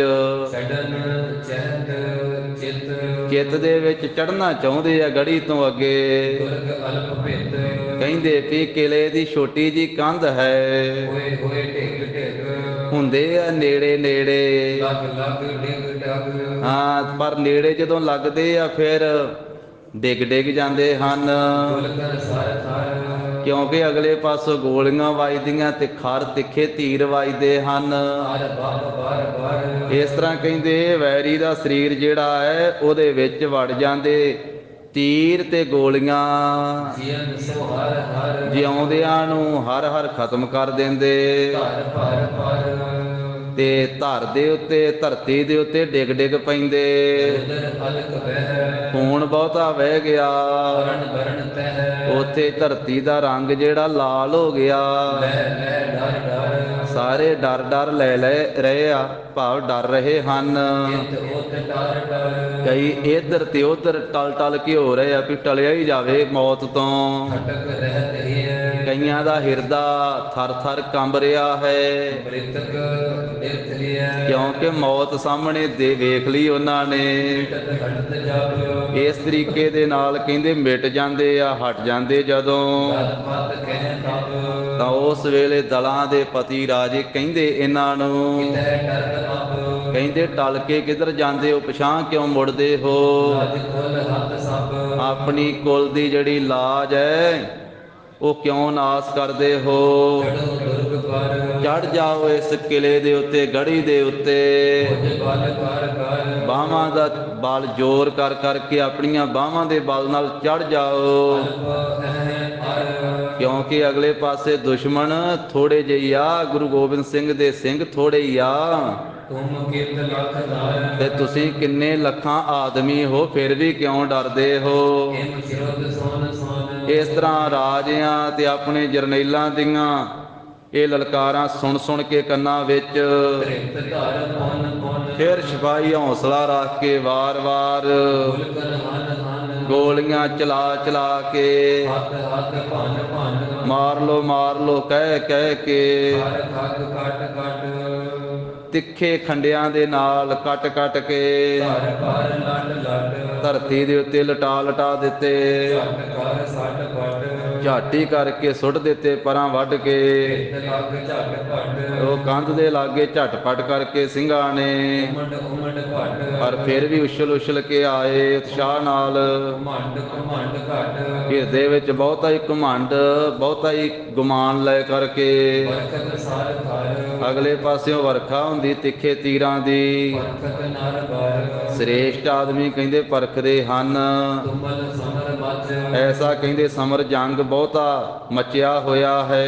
ਰੁਦਰਨ ਰਚ ਰਚ ਖੂਨ ਜਿਹੜਾ ਹੈ ਉਹ ਧਰਤੀ ਵਿੱਚ ਰਚ ਗਿਆ, ਧੂੜੀ ਵਿੱਚ ਰਚ ਗਿਆ ਕਰਦਮ ਪੱਗ ਗੱਡ ਤੇ ਉੱਥੇ ਕਹਿੰਦੇ ਵੀ ਚਿੱਕੜ ਬਣ ਗਿਆ ਤੇ ਪੈਰ ਗੱਡੇ ਜਾਂਦੇ ਵਿੱਚ ਚਿੱਕੜ ਬਣ ਗਿਆ। ਖੂਨ ਜਿਹੜਾ ਨਾ ਵਾਰ-ਵਾਰ ਜਿੱਥੇ ਇੰਨੇ ਜ਼ਿਆਦੇ ਮਾਰੇ ਗਏ, ਇੰਨੇ ਤੀਰ ਚੱਲੇ, ਇੰਨੀਆਂ ਗੋਲੀਆਂ ਚੱਲੀਆਂ, ਖੂਨ ਵਗ ਵਗ ਕੇ ਧਰਤੀ ਨਾਲ ਲੱਗ ਕੇ ਹੁਣ ਪੈਰਾਂ ਦੇ ਨਾਲ ਤੁਰਿਆ ਨਹੀਂ ਜਾਂਦਾ, ਚਿੱਕੜ ਲੱਗਦਾ ਉੱਥੋਂ, ਚਿੱਕੜ ਮੱਚ ਗਿਆ ਹੈ। ਹੋਏ ਗੱਡ ਗੱਡ ਇਸ ਤਰੀਕੇ ਦੇ ਨਾਲ ਕਹਿੰਦੇ ਚਿੱਕੜ ਵਿੱਚ ਪੈਰ ਗੱਡੇ ਗਏ, ਹੇਠਾਂ ਉੱਪਰ ਇਹ ਜਿਹੜਾ ਹੈ ਉਹ ਚਿੱਕੜ ਬਣ ਗਿਆ। ਦੋਹਰਾ ਕਹੋ ਕਹਾਂ ਲਗ ਜੁਦ ਕੋ ਕਿੱਥੋਂ ਤੀਕ ਕਹਿੰਦੇ ਵੀ ਇਹ ਯੁੱਧ ਦਾ ਕਥਨ ਕਰਾਂ। ਭਇ ਹੋਏ ਪ੍ਰਥਮ ਕੀ ਜਿਹੜਾ ਇਹ ਪਹਿਲਾ ਹੱਲਾ ਹੋਇਆ ਇਹਦੇ ਵਿੱਚ ਜੋ ਗੁਰੂ ਕੇ ਸਿੰਘਾਂ ਨੇ ਤੇ ਸਤਿਗੁਰੂ ਜੀ ਨੇ ਜੋ ਕੁਝ ਕੀਤਾ ਯੂਥ ਲੋਥ ਪਰ ਲੋਥ ਕੁਥ ਕਹਿੰਦੇ ਹਨ ਸਮੂਹ ਦੀਆਂ ਲੋਥਾਂ ਦੇ ਉੱਤੇ ਲੋਥਾਂ ਚੜਾ ਦਿੱਤੀਆਂ। ਢੇਰ ਬੜੇ ਰਣ ਮੇਲ ਜੰਗ ਦੇ ਮੈਦਾਨ ਵਿੱਚ ਢੇਰ ਲਾ ਦਿੱਤੇ। ਕਲਗੀਧਰ ਪਾਤਸ਼ਾਹ ਦੇ ਤੀਰਾਂ ਨੇ ਤੇ ਸਿੰਘਾਂ ਦੇ ਤੀਰਾਂ ਨੇ ਤੇ ਗੋਲੀਆਂ ਨੇ ਲੋਥ ਤੇ ਲੋਥ ਚਾੜ ਦਿੱਤੀ, ਢੇਰ ਲੱਗ ਗਿਆ। ਇਹ ਪਹਿਲਾ ਹੀ ਹੱਲਾ ਹੋਇਆ ਤੇ ਸਾਰਾ ਦਿਨ ਜੰਗ ਹੋਣਾ, ਹਾਲੇ ਤੇ ਗੜੀ ਚੋਂ ਬਾਹਰ ਨਿਕਲ ਨਿਕਲ ਕੇ ਲੜਨਾ ਸਿੰਘਾਂ ਨੇ। ਉਹ ਅਗਲੇ ਅੰਸੂਆਂ ਦੇ ਵਿੱਚ ਗਾਥਾ ਆਵੇਗੀ। ਗੁਰੂ ਜੀ ਦੇ ਪਾਵਨੀ ਇਤਿਹਾਸ ਦੀ ਵਿਚਾਰ ਸਾਂਝੀ ਕਰਦੇ ਹਾਂ। ਇਹ 8 ਪੋਹ ਦੇ ਜੰਗ ਦੀ ਕਥਾ ਹੈ ਚਮਕੌਰ ਸਾਹਿਬ ਦੀ। ਹੋਈਆਂ ਭੁੱਲਾਂ ਚੁੱਕਾਂ ਦੀ ਸਤਿਗੁਰੂ ਜੀ ਗੁਰ ਸੰਗਤ ਜੀ ਖਿਮਾ ਦੇਣੀ। ਦੇਹੋ ਸੱਜਣ ਅਸੀਸ ਅੜੀਆਂ ਜਿਉ ਹੋਵੇ ਸਾਹਿਬ ਸਿਉ ਮੇਲ। ਸੂਰਾ ਸੋ ਪਹਿਚਾਨੀਐ ਸੂਰਾ ਸੋ ਪਹਿਚਾਨੀਐ ਸੂਰਾ ਸੋ ਪਹਿਚਾਨੀਐ ਸੂਰਾ ਸੋ ਪਹਿਚਾਨੀਐ ਜੋ ਲਰੈ ਦੀਨ ਕੇ ਹੇਤ ਜੋ ਲਰੈ ਦੀਨ ਕੇ ਹੇਤ ਦੀਨ ਕੇ ਹੇਤ ਜੋ ਦੀਨ ਕੇ ਹੇਤ ਪੁਰਜਾ ਪੁਰਜਾ ਕੱਟ ਮਰੈ ਪੁਰਜਾ ਪੁਰਜਾ ਕੱਟ ਮਰੈ ਪੁਰਜਾ ਕੱਟ ਮਰੈ ਪੁਰਜਾ ਪੁਰਜਾ ਕੱਟ ਮਰੈ ਕਬ ਹੋਣਾ ਛਾੜੈ ਖੇਤ ਕਬ ਹੋਣਾ ਛਾੜੈ ਖੇਤ ਨਾ ਸਾਡਾ ਖੇਤ ਕਬੂ ਨਾ ਸਾਡਾ ਹੇ ਗੋਬਿੰਦ ਹੇ ਗੋਪਾਲ ਹੇ ਦਇਆਲ ਲਾਲ ਪ੍ਰਾਨ ਨਾਥ ਅਨਾਥ ਸਕੇ ਦੀਨ ਦਰਦ ਨਿਵਾਰ ਹੇ ਸਮਰੱਥ ਅਗਮ ਪੂਰਨ ਮੋਹਿ ਮਇਆ